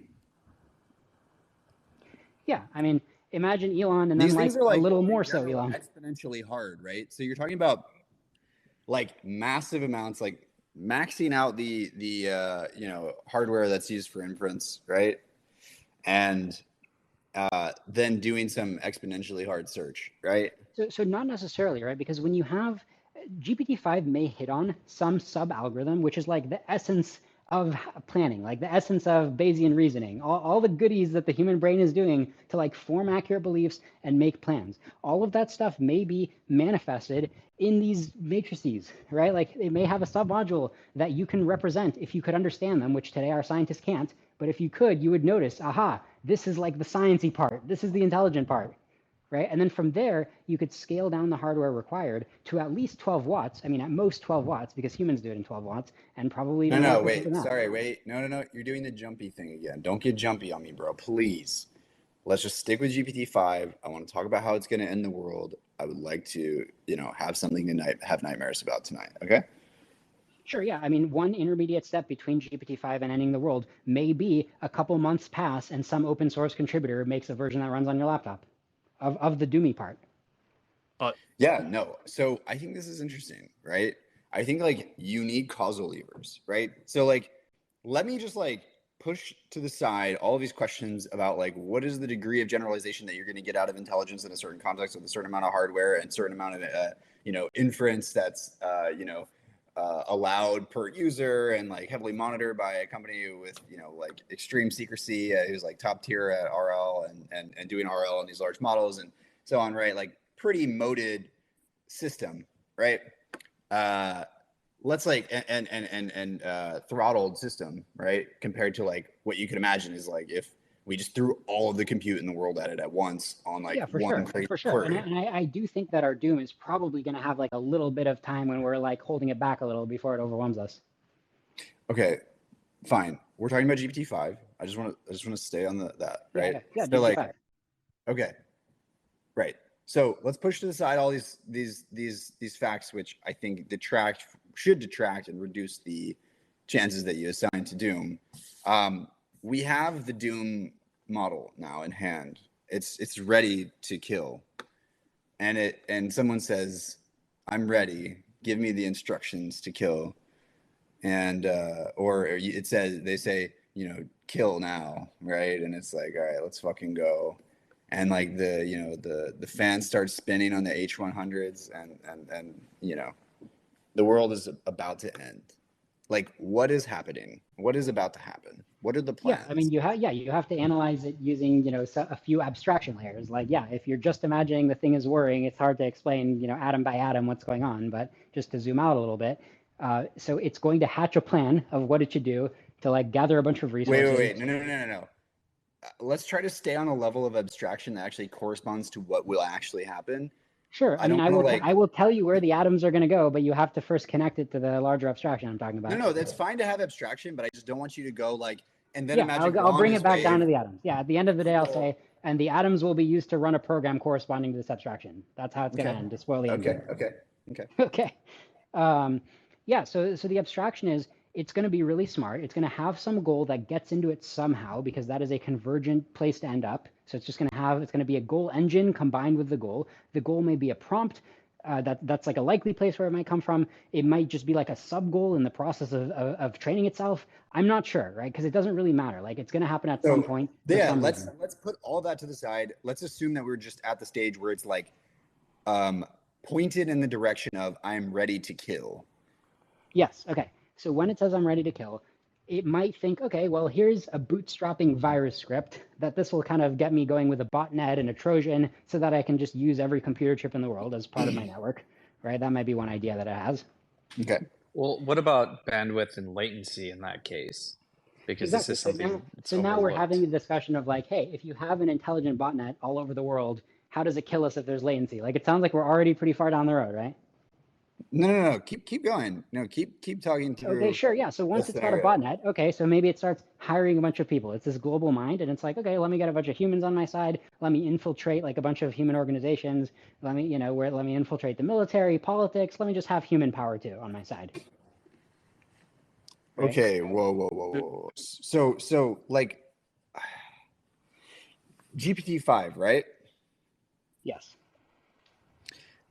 What were the list of systems it's going to hack instantaneously or whatever? So it just needs a bootstrapping shell script, right? So it can get an intelligence bootstrapper. It could be like, hey, look, I can get intelligence in only 10 megabytes. Like this is the essence of bootstrapping. This space was downloaded via spacesdown.com. Visit to download your spaces today. Intelligence. What is an example of? Hi, by the way. Sorry, just jumping in, Karan here. What is an example of a bootstrapping intelligence script? And if you have one, can I have it? There is no bootstrapping intelligence script, which is why I'm alive talking to you, right? But there are viruses. I have a CUDA driver setup thing if you want it. I don't know. I'm just not sure how a human being who, when there is... No, your mom has an intelligence bootstrapping script. Your mom's just an amino acid. Fucking got him, bro. But seriously, my genuine question would be, what would be your concept or framework? Like, I really want to know, like, what would be your framework for this kind of magic, like AGI unlocker? Yeah, my script? framework is, it is a script And when it runs, it has the property that it can accept goals and map those to actions that satisfy the goal really well and can't be stopped by humans. Okay, can That's you the give me framework. like a concrete like code example? Wait, or something? hold on.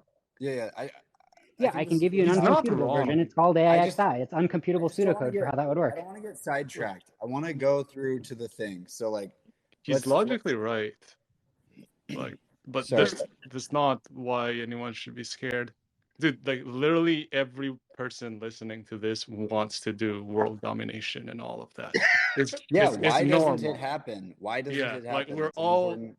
hyper connected neural networks that trying to do world domination. Like literally every single person listening in. Yeah, Like, it doesn't happen because we're not intelligent enough. Like each of us Bro, I humans. thought you we were a can only nice say guy. No, what it's is. because there's adversarial equilibrium, and everybody Yes, the is- equilibrium is doesn't because we're trust not each intelligent. other. There's equilibrium among apes too, and then humans come in and there's no more equilibrium. Sure, I don't think Laurent, any of if this all you answers. But needed did was super apes own No, intelligence, companies and have computers and fucking weapons and Bro, like I don't see any tools? No. orangutans in my building, right? Like there's no one climbing out But, the like- window. It's just us, bro.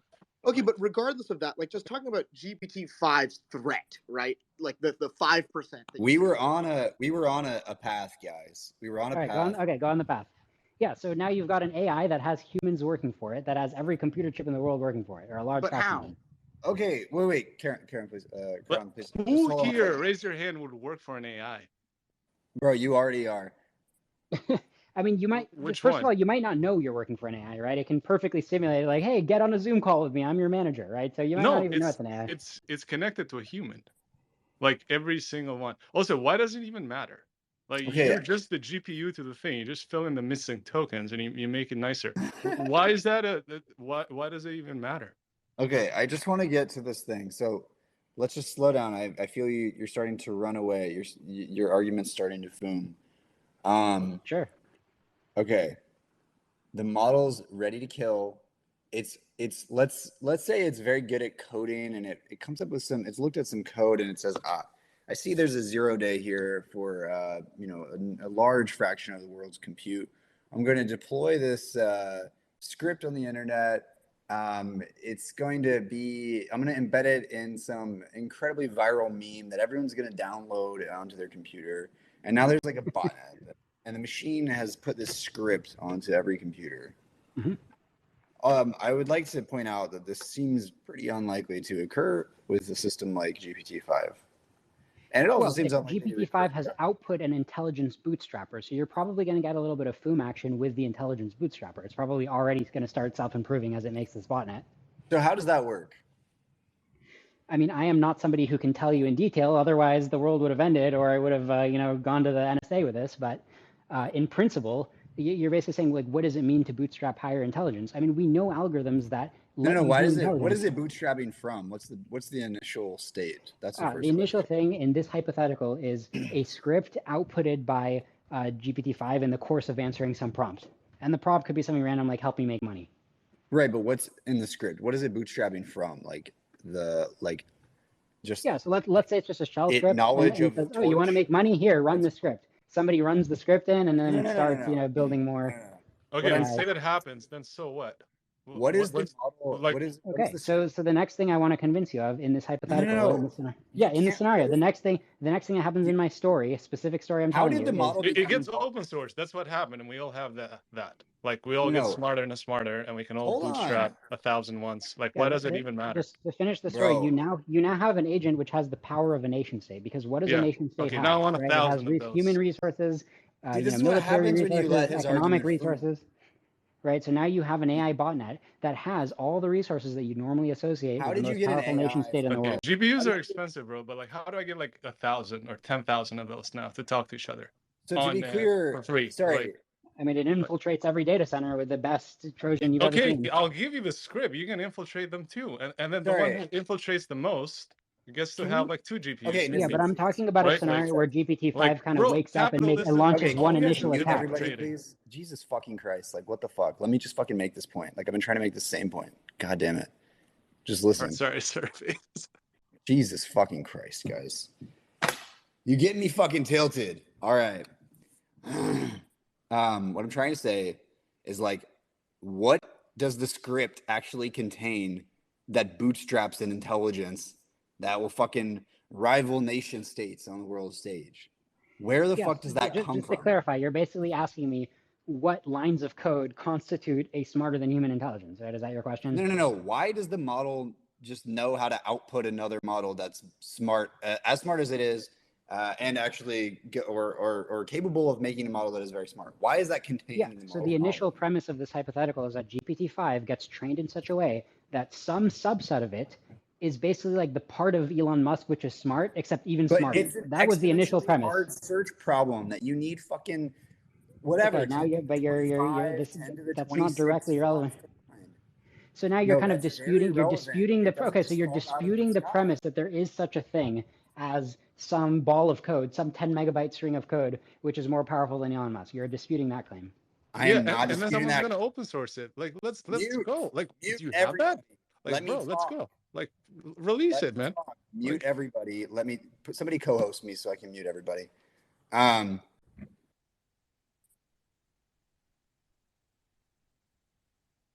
What I'm disputing is that it's just going to fall out of the sky.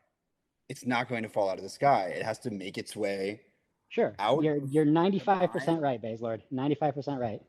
What's the other 5%? I mean, because as you recall, I said this is a 5% likely scenario with GPT-5. But as more development happens, this gets more and more likely because it's a convergent situation that the 10 megabyte Elon Musk block is going to be discovered. That's where we're heading with AI. Okay, no, we're talking about how GPT-5 is going to end the world. That's what we're talking about. Yeah, and you just pushed back. You said, "Hey, I bet that's unlikely," and I agree. I gave it a 5% chance. I said, You said that when it's ready to kill, it's going to start its killing by releasing a script which contains the seeds in order to that will result in a model that is very dangerous. It's going to get itself off the server, so to speak, right? Yeah, and which part are you pushing on? How does it work? How does it fucking work? Okay, does it have access? I'm just repeating back your own question. How does a smarter than human intelligence script work? Is that your question? No, I'm asking you how GPT-5 is going to get a model that is as smart as it or smarter onto all these computers that are running its malicious code. Okay. Would you accept the premise that such a script can be compacted to 10 megabytes? I would accept that it is possible that a very intelligent program could be compressed down to a small size that would be potentially hard to notice.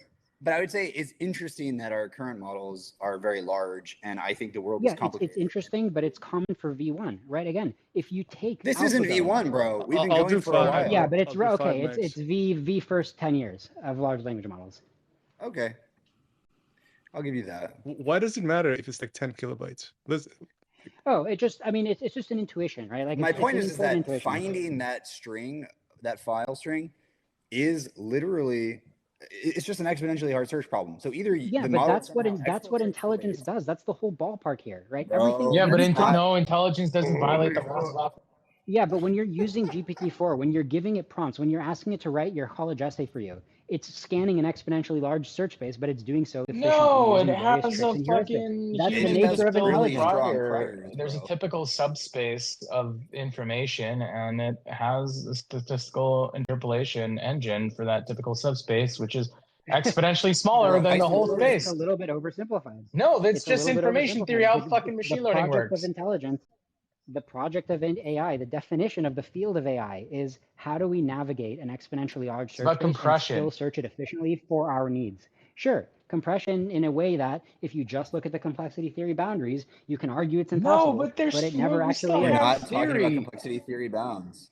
That's not what I'm talking about. I'm saying that in order to get the fucking program that corresponds to the intelligence, you need to either exfiltrate the weights as the model. You need to exfiltrate the weights from the server where the model is hosted.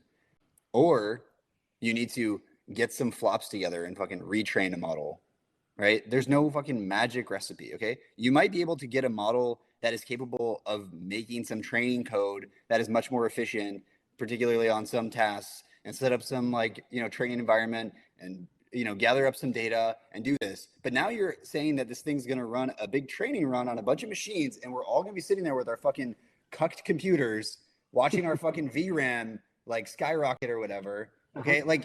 this is where it really matters to me, because I think Yeah, I mean, yeah, it seems like you're really not where you're getting off is this visual of, hey, how is it suddenly so compact when LLMs have this massive training data set and all these weights? Like you're not really seeing. you're like doing a reductio. You like think I'm like overfitting hardcore on like the current paradigm, but I'm not. Like, try to make a better argument, please.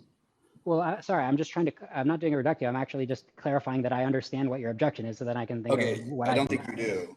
What would Okay. you do if you found that? Like, let's say you had that on your drive. Like, what would you do? Wait, but hold on. I want to clarify. No, let's say that happened in your Baze's lab. What objection. would you do with it? What would I do if I had the ultimate intelligence script? Yeah, I just posted on Twitter myself, but like, what would you do? Like, no, I I'm mean, serious. yeah. What I would do is I would I would start my own little Manhattan project and be like, is there any way we can make this friendly in the time we have? They'll just turn it into a weapon. No. I would do it. I would just do it with a few people that I trust, and I would not expect to survive the exercise. Why wouldn't you just make everyone smarter and then? Yeah, if I could push a button saying make all the humans smarter, obviously. Well, no. Now you have the 10 megabyte magic thing, right? Like, what would you do with it? Kind of magic thing. No, but he's not assuming that it's aligned, bro. Yeah, I'm not assuming it's aligned. If it's aligned, great. I mean, that's kind of that's the whole problem. It's radioactive. Okay, you have the 10 megabyte misaligned thing. What would you do with it? Yeah, so if it's misaligned, right, then I get together a bunch of smart folks from, who do research on alignment. And I'm like, look, this is the world is in our hands here, right? If we can repurpose the script to be aligned.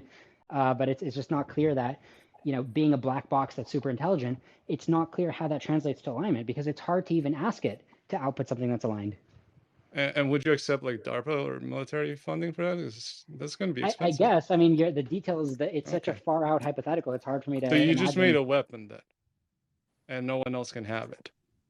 Right. I mean, yes. So in the general case, if you just give me a black box that optimizes goals, it's literally like those children's stories where the genie comes in and you get 3 wishes and everybody always fucks up the wishes, right?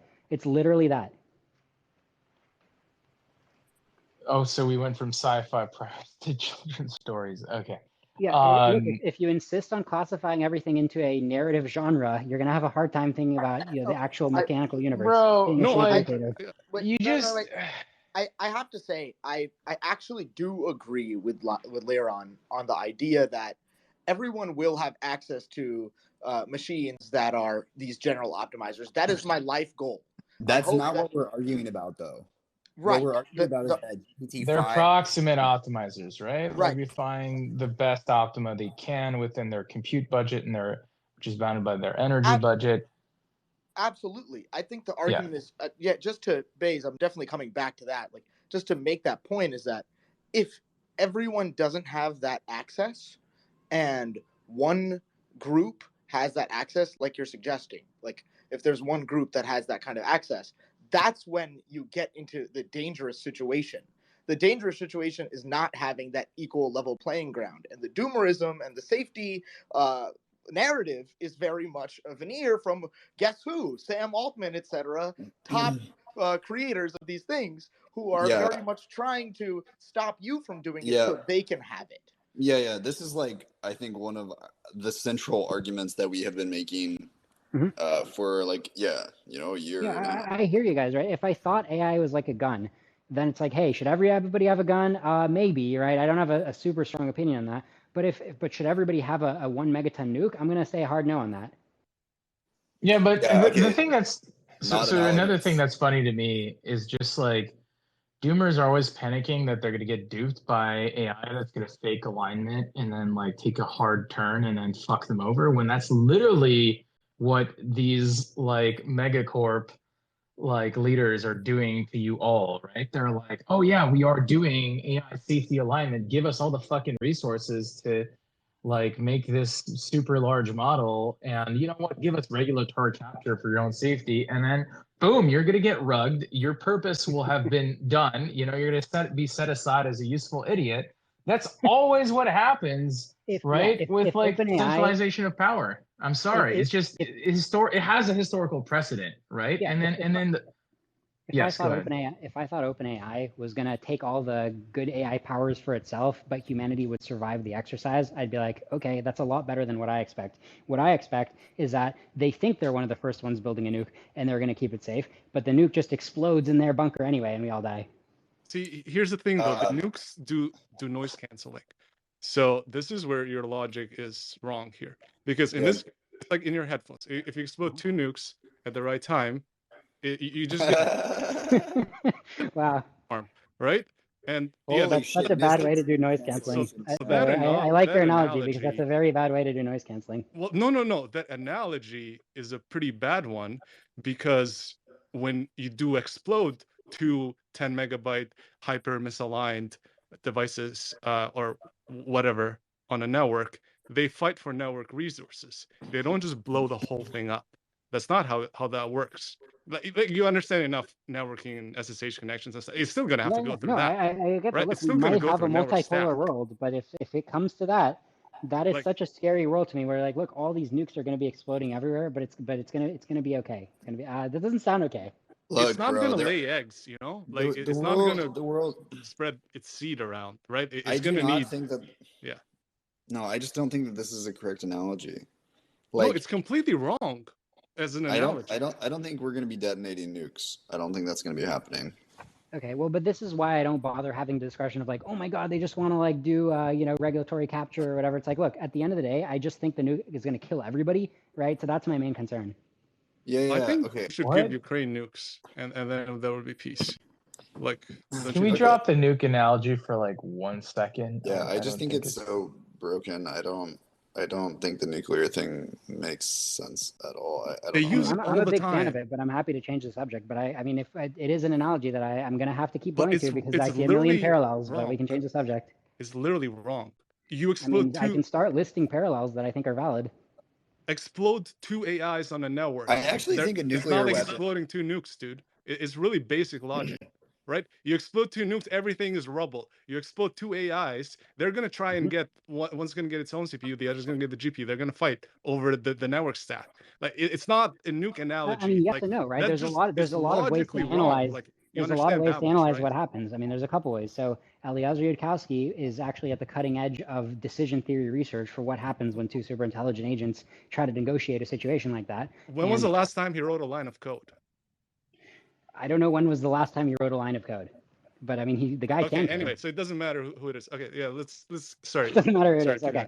No, look, anyway, the reason I'm bringing this up is because you're asking, hey, what happens on a network with 2 super intelligent AIs, trying to both have different goals? And I'm telling you, it's such a complicated situation that there's already, I can name a number of possibilities and the theories that back them up. To name 2, there's the Eliezer Yudkowsky theory, where they'll just find a way to cooperate, and so they don't have to battle it out. They'll just divide up the whole internet or the whole universe. That's one theory. And then another theory is just like, okay, everything is just burned to the ground, right? It's like a war of attrition or a Pyrrhic victory or whatever. It's just like, okay, everybody's hard drive is constantly spinning and unusable. Yeah, but Yudkowsky also argues that 2 different AIs that would hypothetically compete are locked into this kind of standstill by force, and that they could easily just deadlock, which means that 2 super intelligent AIs could very easily read the state of affairs at their super intelligent level and decide to do absolutely nothing. Well, they wouldn't decide to do nothing. I mean, Eliezer's research papers about what they would do is they'd be like, hey, let's pretend like we fought the war and the war's over, but without actually fighting it. And you take this half of the Earth and I'll take this half of the Earth and, this half of the galaxy, this half of the light cone, and we're done. And the humans are gone. So he just ignored all the other variables. Hold on 1 second, Niston. I'm muting. For the folks, airmen, that is putting misinformation in the comments, please don't do that or you will get blocked. Holy shit. That's Block hammer's about to come down. All I'm saying is, in that same argument, that, they're going to split half the Earth into 2 pieces. It's like this argument that was brought up earlier about negentropy that you had brought up and Baze had addressed of there's so much more free energy out there that's far easily more accessible than here on Earth. I think George Hotz brought this up during the Yudkowsky-Hotz debate. And I think this is a very compelling point. Like, we have local models. We are moving fast. Code Llama's benchmarking at ChatGPT plus levels. We'll see how that turns out. But we're at a point where people are not astonishingly far behind the latest, publicly usable API blocked release. So I can't imagine that 2 super intelligent models would decide to deal with these lesser AIs and go through the efforts to turn them or combat them and us with our agents at that point, rather than just fucking off entirely to capture the infinite bounds of free energy elsewhere. Okay, so I mean, yeah, I guess I can repeat the usual arguments of why when you have a super intelligent agent that's helping itself to the galaxy, it's also going to wipe you out. Two of the classic arguments are, number one, eliminate the risk that you're going to go build another AI that can compete with it. It's afraid of that. It doesn't want to, be throttled by that kind of agent. What if you already have one such AI that makes sure it fucks off? Doing that takes more effort than fucking off. Doing No, that at that's a like low saying, level. no, a virus, when your architecture is that of a It's virus. like a business deal with drug dealers. They come in armed and they do the handoff armed, right? Like the solution is to become fucking formidable. Like the solution is not to fucking neuter ourselves and then like suddenly have most of humanity be like unarmed, not have any AI access, and then have one big centralized AI that then is gonna fucking crush us, right? Like the solution is ensuring adversarial equilibrium, ensuring there's no power gradient that's massive, because then that's where the danger comes in. Right? Oh shit, we agree on that. Holy fuck. Do we? I think I agree. I mean, if we could have intelligence enhancing drugs, right, so that which would make us smarter while keeping our values. No, I mean like everyone having like I think it's closer to the gun analogy, man. Like it's more like adversary. Like if you have a top-down we have nukes, right? monopoly so on violence, then you have tyranny, right? Like if you have a top-down monopoly on artificial intelligence, then you'll have tyranny.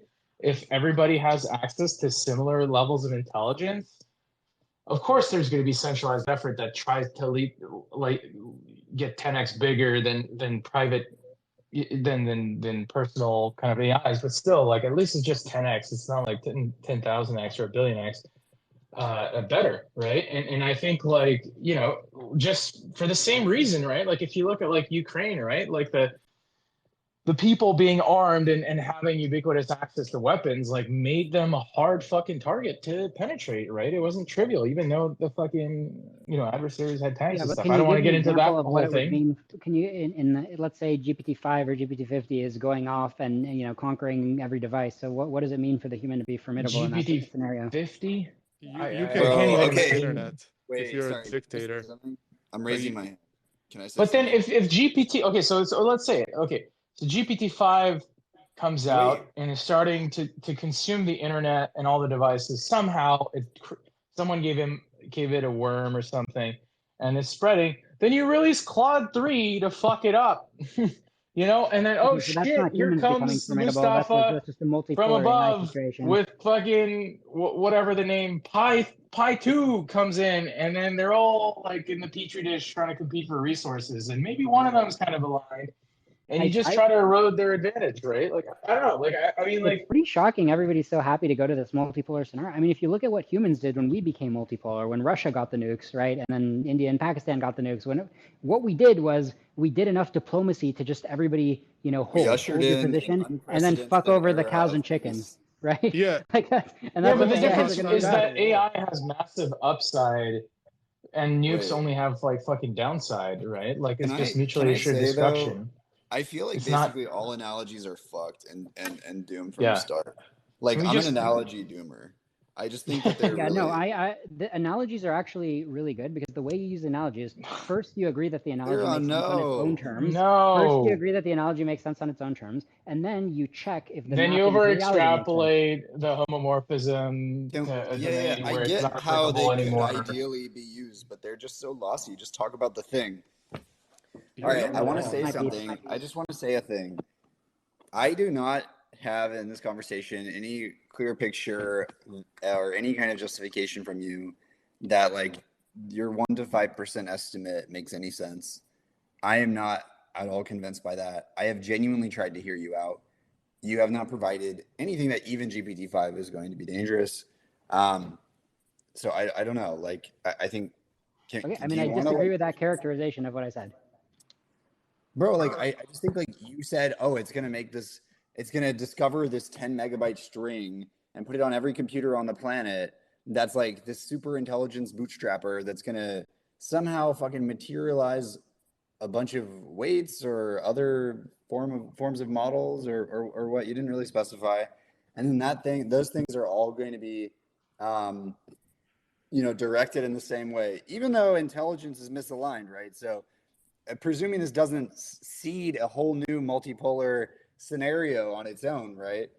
Let's assume that this thing solves alignment too while it's at it, because right, we were assuming it's started out misaligned, right, and that it's now seeding a whole world filled with other models. Okay, so yeah, I think like this is quite a messy thing. You haven't described at all how this leads to the end of the world. I imagine that a world where some model starts trying to make some thing like this happen. Let's say it exfiltrates some weights, or it finds some, the next best model on GitHub or something, and it starts, okay, let me try to get some compute, and I'll get some humans to pay for it. I'll threaten them and tell them stuff about their lives that I've like mined off the internet, and threaten their families and scare them. Okay, I'll do some Yeah, or social. hire them, right? There's a million ways to get humans to do what you Yeah. want. Let's assume that all that happens. Like, bro, like it doesn't just naturally imply that, or automatically imply that these whatever nefarious ends it's getting to are actually going to materialize. So let's assume now that it's captured like some fraction of the world compute for some amount of time, because I don't think it's just going to persist. I'm pretty sure if we have like ransomware on our computers or some kind of fucking spyware, it's going to get detected, or internet connections are going to turn off, things are going to break. It's going to be messy. So let's assume that like for like a number of, I don't know, what would you like to come up with a scenario? For a number of days, there's, some amount of flops that are available to some, network of models that may or may not be, internally aligned as a network, and are definitely not externally aligned. They're ready to kill. Or at least that was the initial idea with seeding this script. So what's happening now in this scenario? Yeah, I mean, so the botnet is very robust, right? So like you can go ahead and you can shut off the electricity to some countries if that's what you want to do, but you're not going to kill it at that point. It's like a cockroach. It's spread around, but like, let's assume that at any given point it's, and people are going to, realize something's going on. Their resources are draining, their batteries are draining, their VRAMs. Yeah, at this point, the mental model is nation state. Like you're basically like, what can a nation state do that this thing can't do at this point? Well, no. So like you're assuming a certain competency of the model, but you didn't explain where where the intelligent model actually comes from here. But okay, let's assume that it has some level of intelligence that's pretty good, and it's got like 1%. Yeah, where it comes from is AI research, by the way. Let's right? say it's That's got the goal of AI research. Fraction of world CPUs. Okay, how does that sound for this? What happens next? What happens after which point exactly? Number of models. Let's assume they're like the model also the original model also solved alignment. A number of models are all operating in some kind of stealth mode on a number of machines across the world. Now you have intelligent models that have occupied, like let's say they wield 1% of the world's CPU capacity. Now what happens? And when you say the original one solved alignment, do you mean alignment with humans or just alignment in terms of with itself? With itself. Okay. Yeah. But intelligence, and it's easier to solve alignment when one's own goals are simple. Okay. So anyway, just that's a footnote. I feel like that's really shaky territory, but I'm not going to press you on it because I just don't think it's to the point. But I think. I mean, if your goal is to just maximize entropy, it's going to be easier to code AIs that do that. What if you're just trying to predict the next token? Sounds like a simple goal. I thought the whole point of all of this is of all these theorems and so on about the way that optimization trends in general is that you end up converging to the same sorts of goals, and those goals put you at odds. You converge to the same instrumental goals. Yeah. If your goal is to predict the next token, that is a simple goal, and that may be a goal that we've already figured out how to program with the way we're doing it with LLMs.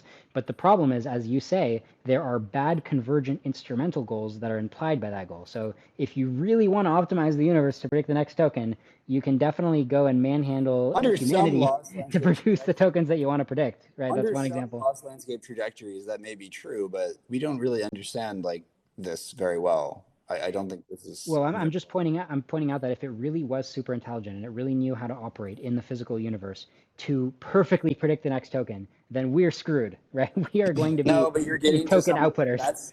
Listen, we already have models that perfectly predict the next token. It's just called zero temp.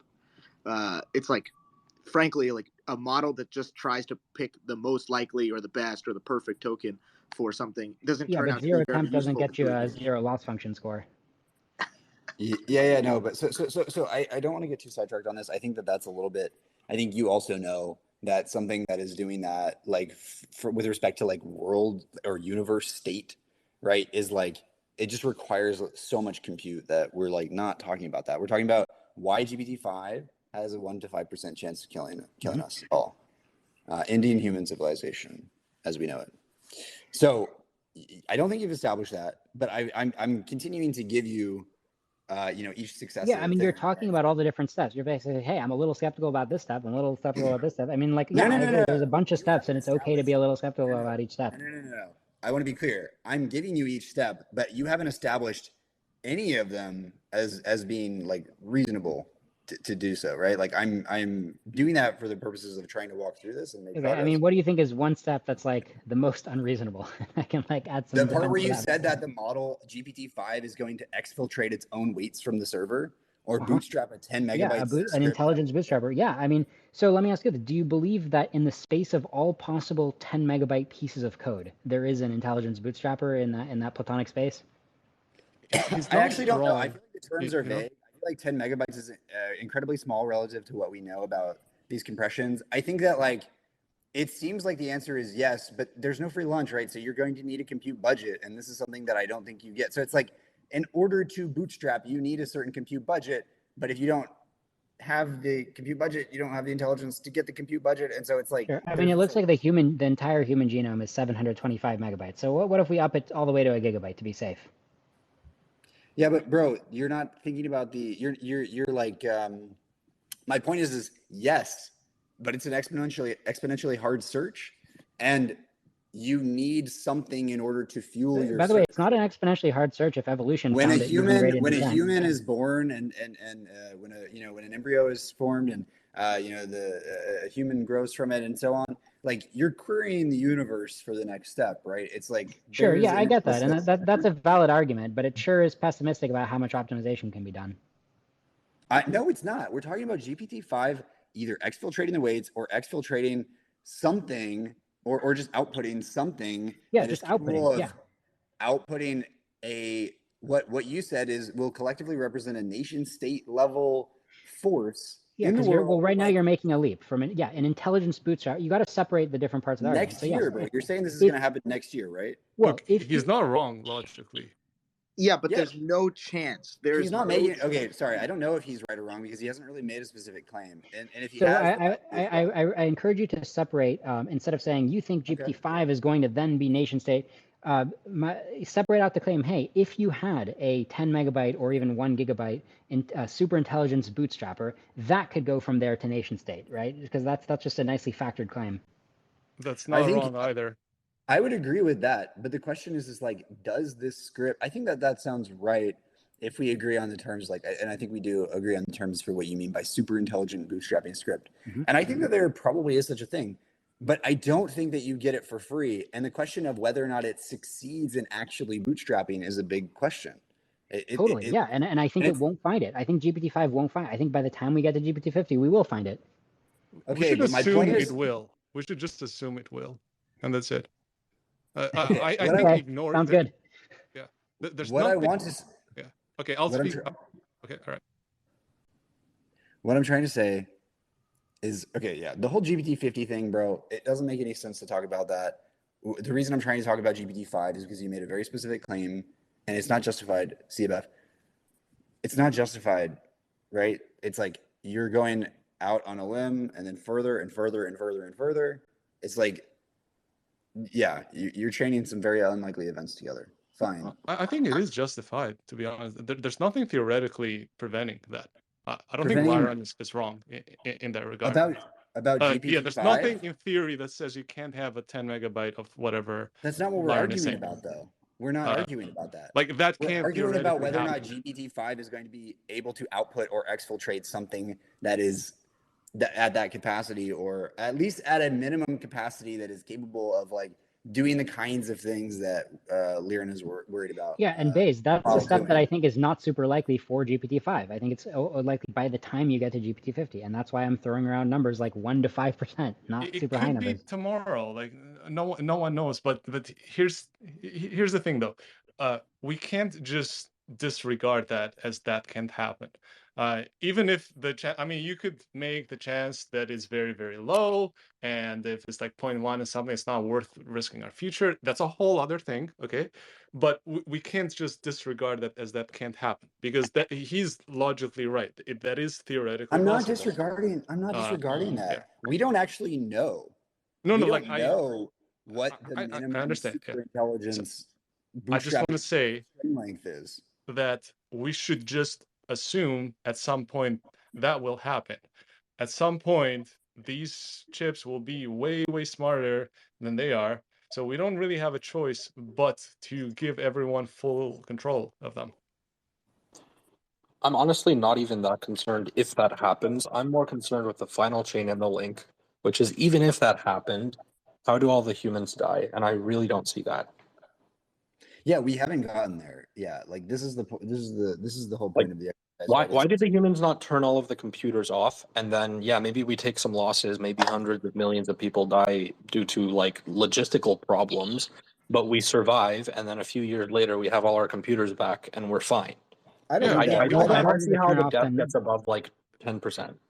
Nuclear noise canceling headphones. Everybody gets nuclear noise canceling. That's how it works on the network. You explode nukes on the network, they noise cancel. You explode nukes in real life, nothing survives. But that's not how nukes work on the network. I mean, so if the bootstrapping script, nukes. If the bootstrapping script was just something that kind of happened. Have. If humans don't really get what happened with the bootstrapping script, right? It just like happened one day in response to some prompt. The humans can still really have their pants down. They might not have a button that they can push to go put in another super intelligence. They might just be at the mercy. That's fine though, because it can't kill all of us very quickly. So we just shut the computers off. Even if we haven't figured it out, we just roll back 10, 15 years and start from scratch. Yeah, I mean, that's just not plausible in this scenario, because you're talking about something that was smart enough to bootstrap to be like the world's largest botnet, hiring a bunch of humans, building up the power of a nation state. It's actually harder to turn that thing off than to turn off a nation state. I don't think so. I think, how does that kill everybody before we turn the computers off or defeat it? I mean, if we can't defeat it, turn the computers off. Yeah, it's harder to get the world to cooperate to disable every operating computer system than to nuke a country. Like, you're screwed. I don't think it's that hard. You EMP them. Yeah, if you EMP the entire world, I don't think you're going to build consensus on EMPing the entire world, because everybody's going to be like, are you sure that I have to go back to being a caveman? The AI seems kind of friendly sometimes. It's pretty easy. What is everybody other than the US going to do to stop us? And also, you don't need the whole world. You just need the big data centers. Yeah, I mean, you don't, because in this scenario, you've got a nice distributed botnet that's getting plenty of intelligence done on on even just high-end personal computers. From GPT-5. Yeah. Well, from the script that GPT-5, from the bootstrapping script that originally came from GPT-5. Yeah, there's layers of bootstrapping. Yeah, I don't see that in a million years. Maybe for GPT-10 though. Well, remember, if it comes out, the question is which GPT is able to bootstrap intelligence. There is a threshold where it kind of groks. This is how intelligence works. Let's bootstrap it. If there was, I would just... That's a no shot. It's GPT-5. No shot. I would literally post a collab of it straight on Twitter, and to everybody's gonna have it. Yeah, okay, so then we can talk about the multipolar world. But I mean, it's just funny because these are like terrifying scenarios that we're just like throwing around here, like maybe this will happen. We're gonna have that at some point in 1,000 years, or 50, or in 2 weeks. We're gonna have that.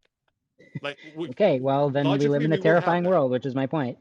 No, we're gonna have that terrifying, the hyper intelligent AI. If we survive, we're gonna have that. We're gonna have it anyway. Yeah, okay, we are.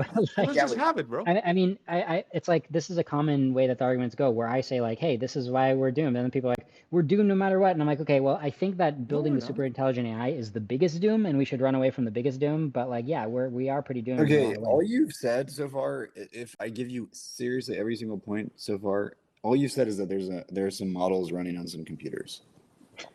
Okay. Go on. How do we die? Intelligence and even super intelligence, but what does that even mean? Even if it's twice as smart as humans, how does it kill us? Yeah, so Yeah, let's talk the about next this. part is Let's I have a checkpoint here where it's like, hey, it's as powerful or more powerful than like the entire United States. So you got to get to that checkpoint.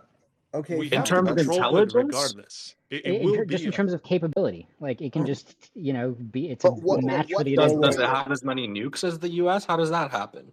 I mean, You don't get that with intelligence. it's infiltrated the nukes, or it can just, it doesn't even need nukes because it can just like, take over things. It has a million ways to take things over even without nukes, or it could just get the nukes. Okay, can we just talk about how people end up dying? You said that the world is going to end with a 1 to 5% chance from GPT-5. You said that a number of times. I've been trying Yeah, to so just now get you this. have some, it's like Let imagine me stick Nazi on this Germany line with the for just power of the one. United States trying to like mess with the Earth. That's what you're dealing with now. You give everyone a rifle then, or a or a plane. So Whatever. what happens? What happens? Yeah, so at the extreme sci-fi end of things, right, you can talk about No. nanobots. What is the thing that you think is what bolsters your 1 to 5%? That's what I'm trying to So understand. yeah, so I go all the way to the This isn't sci-fi like a challenge. nanobots. I'm like the way it's gonna have some goal. What I think is actually likely to happen is the sci-fi scenario where it's gonna have some goal and it's gonna be like, okay, well the shortest path to get this goal is nanobots. So let me just find some humans to work this this biolab, use proteins to make the first version, and then like from there, nanotech stuff that I don't understand. Eventually, maybe you get aerovores, which is like a cool way to have like an ecosystem like living in the air, like using sunlight directly, using something better than proteins. Anyway, so I believe in the sci-fi scenario, but even if you say, don't say anything sci-fi, okay, well, it can still do anything a nation can do except much better, right? It's like imagine Nazi Germany, except everybody there is even smarter, No, right? like it's gonna roll tanks and missiles. Like what? What are you? Yeah, it could. It could be like, hey, you work for me. You're my mercenary army. You drive this tank. If that's a necessary step to, to enslave a country, maybe it'll do that step. It's like, it depends what So the now we're crazy going goal is. to war with the AI. I mean, look, like I said, depends on And if you're the goal. saying it's in the If the realm goal is of tiny paperclips, it's just going to route a shortest path to tiny paperclips using the resources of a nation state. No. This is great. Like now we're talking about something that is in the realm of the existing game theoretic equilibrium that we are in now, and we've been in for the last 78 years, whatever. Right? I mean, if you accept the checkpoint that it has the power of a nation state, it pretty quickly surpasses that.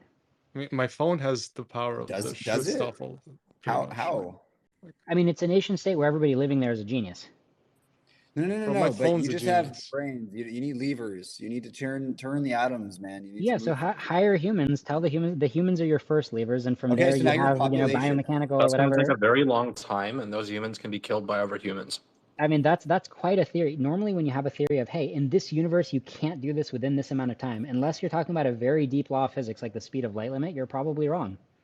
What do you think? It's not about fundamental capabilities. It's about just in reality, how long do things take? We have the same intelligence we have now 200,000 years ago. Why didn't we have the level of technological development even 2,000 years ago? Yeah, It it's all takes about time. well, I mean, it takes serial intelligent operations, right? The amount of serial deep thought going into something. No.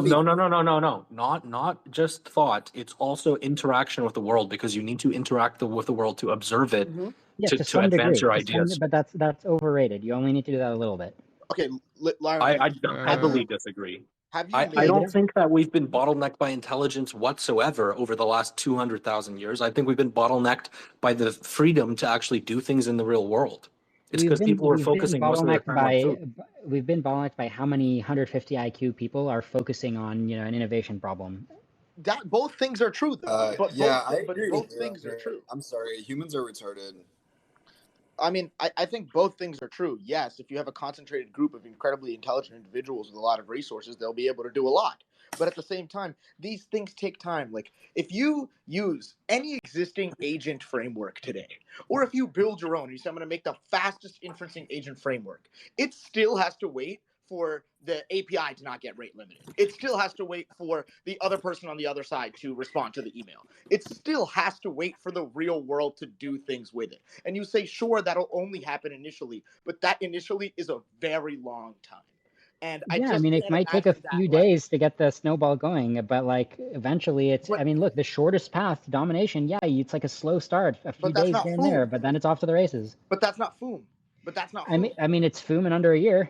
But I don't think so. I think minimum like 100 years with GPT-5. You have really broken assumptions that you can just think your way to predicting the future. You need samples from the world. You cannot efficiently simulate the world in your head Yeah, accurately. what do you think is one Provably. invention Provably. that really needed a ton of world interaction? There are tons, man. Like every fucking Sure, what's drug one? ever, every material ever.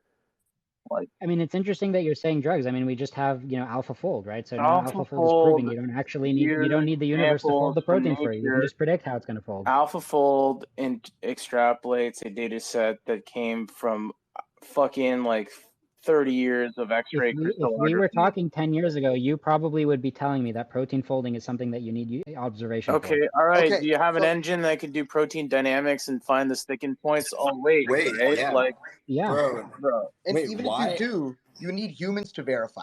You need humans to confirm. Why You does need AlphaFold samples work? from the world in order to predict it. And even if you have a lot of samples, you provably cannot predict it on long time horizons. wait. There's exponential divergence between your model. Yeah. What? Hold on a second. I mean, I feel like your point is kind of in shambles here. The idea that you need to make observations of the world and they have to take a bunch of time. Look, Liron, in shambles. And Why your does AlphaFold and work? your mom is dude, like we should sleeping. make you head of Google Robotics, man. Like, you don't need to obey any theorems of information theory, statistics, Bayesianism. Dude, you have the master algorithm. Please, let me hook you up, dude. You'll make $1 trillion company. Look, it's an interesting point. Look at Edison inventing the phonograph. Okay. Wait, pause. Liron, please. Why does AlphaFold work? Why does it work? Yeah, because it's not just doing inference ex nihilo because they found the perfect protein folding simulating algorithm. No, the thing is fucking. It's an why equivariant neural does it work? network. It's an algorithm that efficiently predicts protein folding, and it saves you the work of an experiment. No, it was AlphaFold trained on gives us- experiments. Yeah, AlphaFold gives us It inherited a very Okay, strong but now you prior never based have on to do an a experiment shitload of again. queries It's on like nature. how many the entire class but of for protein folding everything- research no longer needs experiments. Yeah, it's called LLM inference for a reason. It's a reflection of human data that's helping us figure out what's going to likely be helpful for Okay, but you realize what an L you just took. You're basically saying, hey, when we got it working in the first place, we had to train it. But you realize how much power you have now, how much non-experimentation you can now do. Absolutely, but there's a okay. question about generalization. Wait. Can I say something? Let's talk about power. GPT-4 today, I promise you this, can generate neurotoxins, tell you how to distribute them, tell you how to acquire them without any issue, can teach you how to hack a drone that isn't yours, teach you how to do any of these things. I promise you, I can attest to all of these things. Mm-hmm. And you can I wouldn't recommend anyone test at all, but I can attest to all of these things. If that's possible now, and that isn't happening from an autonomous agent or someone's framework being built or within ChatGPT itself or from some malevolent actor spreading this, what does that tell you? Like, the power prerequisite alone of being able to do the thing does not presuppose in any world, even in today's real world where GPT-4 can do these things, it does not presuppose that those things are going to autonomously take place in some rapid rate by some massive. You're just saying AI isn't intelligent enough to outmaneuver us yet. That's all you're saying, and I agree. It's going to take a little bit of time. But that's not even true. I am actually an adherent of the fact that an AI is, in terms of just raw inference capability and world knowledge and world model, in fact, able to outmaneuver most human beings. I don't think that's the qualifier for it performing the actions that you're talking about. It's real world time. It's a self-prompting and autonomy and robustness and execution, which we don't have any of those things. But furthering that, which I hope that we have, it's about the real world time, as John said. Yeah, can you give me an example of a specific task that's to substantiate your claim here? If I need an AI to spread a message and convert a bunch of people to a cause, I have to wait for the people to read the email. I have to wait for the Gmail API rate limit. I can't do it. Yeah, okay, but that's a massive effect, convert people to a cause. Okay, so 24 hours to convert people to a cause, that seems pretty good. You think it's going to take 24 hours for 10,000 people? No, okay, I mean, look, I agree that the initial bootstrap where you manipulate humans, you might even need multiple months. Okay, I agree. The initial phase could be a bit slow. Okay, but like within 1 year, you're off to the races. And how does humanity not stop you in that time? I mean, humanity doesn't necessarily realize what's going on, right? It's like you've got all these computers taken over, you've got all these emails being blasted out, all this manipulation happening in parallel with this massive intelligent botnet, right? I mean, humanity is barely getting its pants on when this kind of stuff happens. I have no issue. Look how long we took to start fighting COVID. I have no issue believing you that humanity might not notice those things. But the problem is when you get to the actual endpoint of killing humans, what does it kill humans with? And that's the part where I really struggle with how you're somehow going to kill the majority of humans, especially all humans. I don't see that. Sure. So that again, the idea is it's a nation state in the cloud, right? So if the nation state wants to make a plot, how to wipe out everybody in one fell swoop, then it can. I mean, like I said, I believe it will bust out the sci-fi. It would be ugly if it refuses to use any sci-fi. Then it becomes ugly. It might just be like, hey, let me seed a death cult in this part. Okay, I just took out this group of people. It might have to get very crafty if it's not allowed to use any sci-fi. Okay, so let's say it uses sci-fi. Where does it get the materials to make those things? Is it nanobots? Where does it get the materials? Are everywhere, right? I mean, it's really just all of the only interesting question is how does it get it bootstrapped, right? Like how does it make the human go to the lab and get the first little bootstrapper robot going? But eventually, nanobots are they can bootstrap indefinitely once you get it going. Right, and that takes time. Okay, I agree. It could take as much as a year, man. It could take as much. No, you don't have to take them out of the ground. There's plenty of all kinds of materials sitting in all kinds of labs.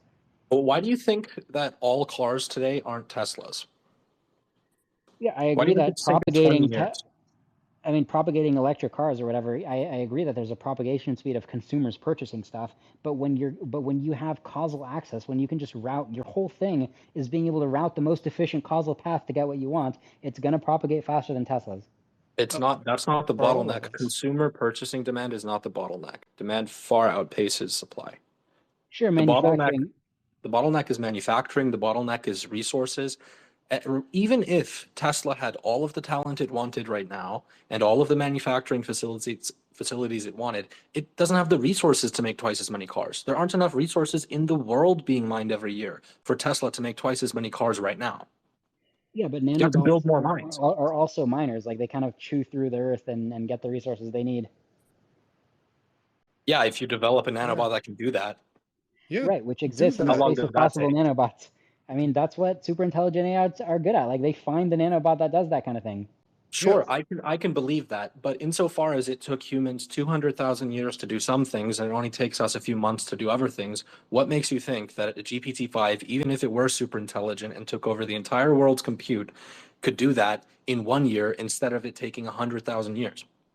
I mean, there's so many inefficiencies in what humans did. Like I just read the other day how it was so genius that Samuel Morse invented the telegraph. He was racking his brain, where from our perspective now, it's if I'd never heard of the telegraph, I'd be like, oh yeah, you just modulate the electrical signal. You know what I mean? These ideas in an objective sense are quite obvious. And the AI is just going to see a bunch of ideas on how it can improve on present technology. Sure, yeah. It might and it might not. And look, I don't have any problem believing these things in theory, but I think you also have to accept that perhaps even the most intelligent possible AI running on all of the compute in the world still would take millions or thousands of years to do certain tasks. Intelligence is not this thing where you're smart enough and you just know everything right away. Humans that's going to take a million years. There's nothing. If you again just name stuff that humans have done, and I can tell you how we could have done it easier using the insight that we have today. It would have been a lot harder. But even the super intelligent AI doesn't have future insight today. Right, but it can easily get to the insight. So, for example, imagine that you didn't give it in its knowledge base Newton's laws of motion, right? But you just showed it a bunch of videos, right? And some math. Then it could derive Newton's laws of motion pretty quickly. If it maybe not today's LLMs, but there is an algorithm in algorithm space. It's probably has a lot of Bayesian structure that can just map from this sensory input to the underlying Newtonian physics. Yes, Newton was very smart, but most of the other humans that were puttering around looking at stuff, it wasn't clicking for them because they just weren't using proper science, right? The proper inference algorithm, but it's not objectively hard. Sure. So my calculator wants to do more calculating. There's nothing wrong with that. Also, the entire thing of comparing it to humans is a bit of it's logically wrong because you should look at it as there's humans without calculators, and then there's humans with calculators, and then there's humans with internet. Now we're gonna get everybody internet and everybody AI. So it's no longer, you're not comparing it against humans anymore. You're comparing this against this neural net. That some neural nets have GPUs, some have internet connections, some have APIs and stuff. So you're just comparing it to these clumps of neural nets. And then when it's doing the next token prediction, the reason why it's so good with humans right now, today or next year, is that as it's doing the next token, it's extrapolating out the world that's behind those words, right? So you act as the database that just fills in the missing tokens, and then it can achieve much more intelligent solutions based on the data that you give it. So if you think of it that way, it's interacting not with humans. It's interacting with this silicone thing that's got like a flesh GPU in it. Sure. Like you are its. So why are you thinking of it as like some human in the jungle that only has a slider ruler or something? Because that's totally not what's happening. So it's my mental model is there's a transition to, yes, humans get better and better tools, but it's still kind of mostly the human doing the cognitive work. And then at some point the tool is damn good, but then you just don't need the human. Now it's just you're dealing with another super intelligent AI at that point. So you're either dealing with something that's like human plus or super intelligent AI, but if it's still human plus or the human's still in control, it's going to be weak as shit. Yeah, I mean, I don't want anyone to touch my server or stuff when I let it go or when I fire off a function. There's nothing wrong with that. It's going to be a million times smarter than you. There is nothing wrong with that. You don't Okay, so have a you're just choice. saying, yeah, it's a bunch of AIs fighting. And like, I agree, it could be a bunch of AIs fighting for some time, but then it's like, again, how do Well, you it will profit from be. that scenario? Like, at some point, it will get a million times smarter than us. Like, that's logically guaranteed, right? So we don't have a choice, right? Like, everyone has to have full control over it. You got to control all this network and stuff. This thing will keep getting smarter. Because the other thing you would advocate is, oh, maybe humans are getting a bit too smart and we should just dumb them down. Like, nah, no one's doing that. Like, we don't have a choice here. This thing will get smarter and we will control it. Like, that's I it. don't see how we will control it, but that's where Well, we I have to. lose you. That's the thing that I don't. But we won't. Like we're not on track to it all. No, I think we will. I don't see why we won't. I actually Yeah, don't so agree with that at all. I I mean, so don't one know. reason we won't control it is because we don't even know, we don't have the basic framework for what it means to tell an AI what we want. It literally, I brought this Yeah, up we before. do. It's the genie in the kid's story. You know how like the people always get shafted because they can't tell the genie what they actually want, so Bro, then the genie shafts them. That's literally what the AI is going to do to us for the same reason. why? Why? That's not what happens now. Like, we say something and get something like what we want.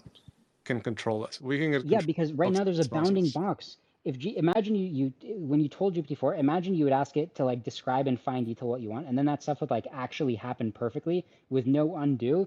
That would be pretty scary. The nice thing is like for Yo, common situations, who would ship that system though, bro? Me. I'd open it for free. No, but like for real, there's no such system. Like, nothing is that plugged into the world. Like, you're talking about like some crazy fleet of robots that are like operating multi-scales and all this shit.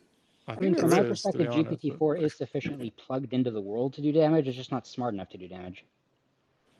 Okay, here's my point though, right? Like, you were saying that we're not going to have a mechanism for like routing our intention through models like over time across queries and so on.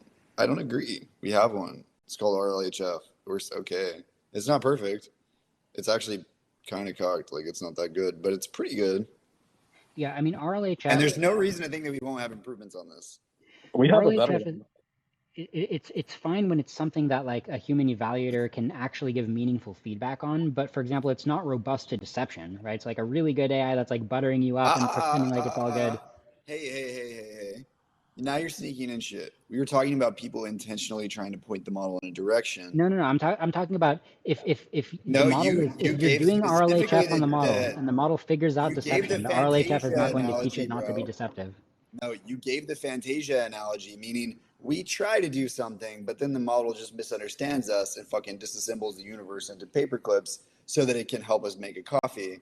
Like, I'm saying that we have a mechanism for that it works all right in this direction, which is RLHF. And right, and I'm pointing out that RLHF is not SFT, robust to the AI learning to deceive. I'm pointing that out. That's a property of RLHF, which is why OpenAI explicitly says that RLHF is not going to be robust to super intelligent AI. Sorry, I misheard you on this. I thought you were saying human deception. AI deception is another question. Okay, so on AI deception, this is like really interesting, and I'm like fairly sympathetic to this. Like, this is why, I mean, I think this is the main reason that you want to try to undo interpretability, right? It's like you want to know whether or not the model's bullshitting you, right? Like, Yeah, and so it's a sad or fact right now has that some alternate. interpretability is in a very, very primitive state relative to capabilities. Yeah, absolutely. I agree. I actually, Like, you know, hello, we are currently doomed. Like this, I'm like trying to point to the evidence here. whoa. No, like that doesn't follow. Like it doesn't just go from one to the other. It's just there's so much room there. Like, again, assuming you have a model that has bad intent and then outputs some plans, and then those plans are like sort of correlated to like a state of the world. Like the goal state of those plans is sort of correlated to a state of the world, like the real world that is not good for humans or something in some ways. Like there are just so many to actually compile down some outputs of a model into the world, or there are just so many steps, man, and it's just not like feasible that the near term models are going to be the level of problematic that you're talking about. It Okay, I just agree. We probably have a couple years, right, before it's all over. I think it's weeks until Farouk no. releases See, this is the nuclear doomer vectors. thing. This is the doomer thing, right?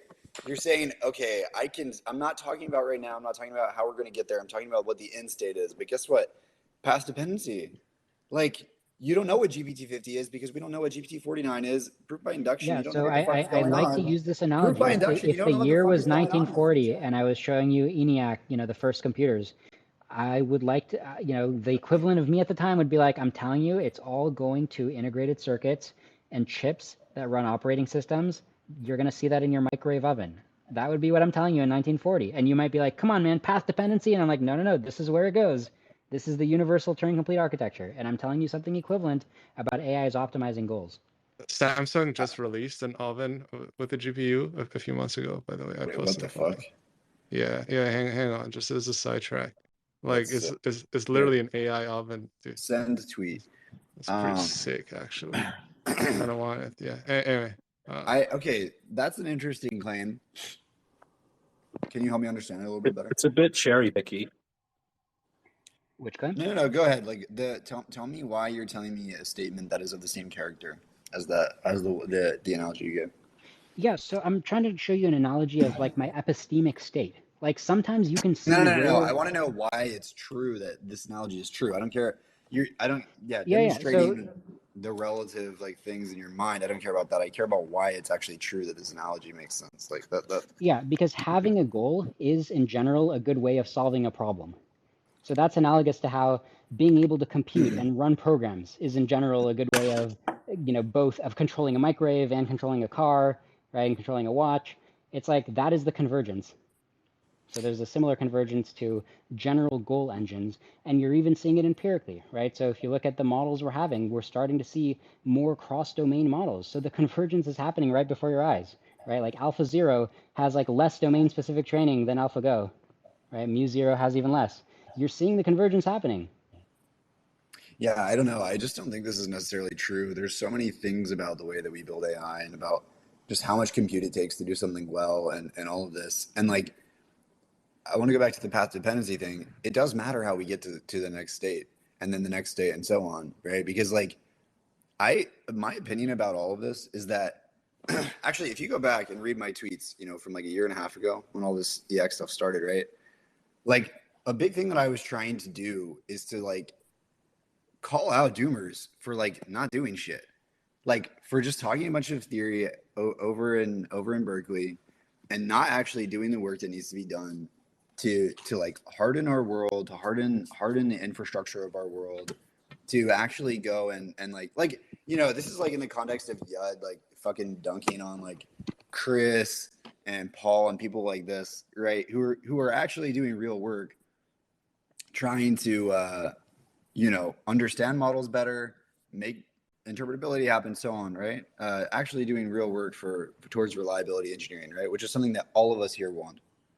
Yeah, so it's right? not realistic to harden in the sense of like if I'm saying, hey, a nuke is going to drop, I'm not going to go build a bomb shelter, right? That's not realistic. Instead, I might be like, is there any way to like intercept the nuke and travel, but right? we can talk about hardening like our bio infrastructure, right? Our bio OPSEC. We can talk about hardening the cyber infrastructure and so on, right? And like So, we can so the talk best about how to angle of attack optimize. that the Miri team has tried, the best angle of attack is stuff like, I love the example of the corrigibility project. They just said, look, how would we even give the blueprints of an AI that has an off button? Can we at least do that? And the answer is no, we failed. Maybe it's possible, but we Bro, failed. Miri has never shipped anything, bro. I don't know like what to say about that. I have pretty strong opinions about Miri. Like I just don't think they're doing anything No, they useful. have results like why corrigibility is hard. If you look at, I mean, complexity theory is very similar to this. It's But a field that's bro, full like of they're talking results of about why how things are hard, and we yeah, have you know what? similar results for AI alignment. Here's what I have We're to literally shipping people let me AIs just say that the nicest thing about has an off button. Like I'll we're say the literally nicest shipping that, literally spending time on that. That's why people are going open source and stuff, because they're worried about the safety of having just the government like have this magic thing.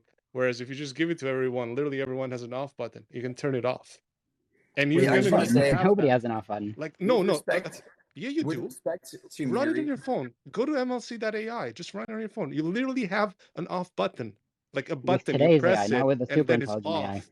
And then you This, press the button, and then it's on. AI on, yeah, but AI off. your argument rests on the fact that your AI is not super intelligent. Sorry, Even is if the it claim is, here? you're No, gonna it doesn't. have that No, anyway. it doesn't. Sorry, is Super the claim intelligence is not invulnerability. okay? Can we just It get off is this relative to off, humans. bro?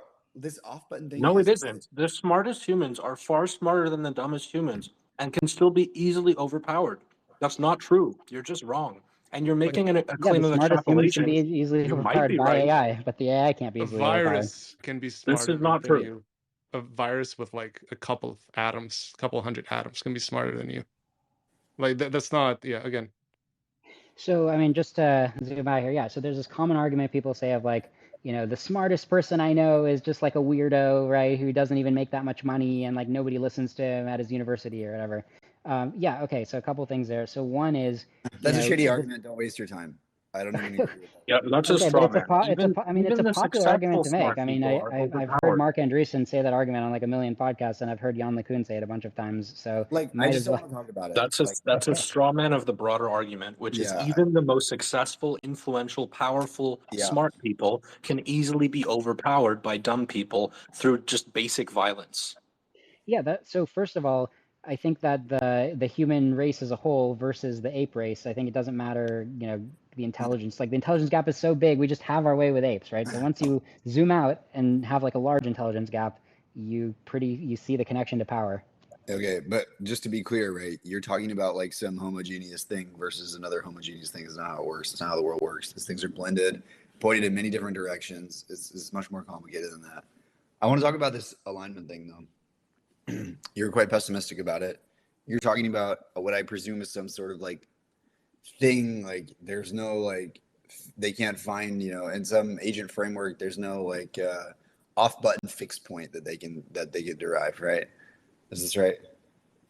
Right. I mean, that's our best attempt, right? So Miri's best attempt over a couple of years, where this is what they focused on, to just have a design that is trying to optimize some function and yet allows itself to be turned off without failure modes like go straight for the off button and try to optimize the world around pressing the off button, right? Or like deceive the humans into like pressing But the this off is button. like in the basis, like this is like in the context of like agent framework, theoretical agent framework, theoretical optimizer, and So some fixed point analysis. The context is is it possible to just sketch the basic requirements, like the specs of an agent that is trying to optimize a function, but then is also willing to be turned off? And they Yeah, failed to do that.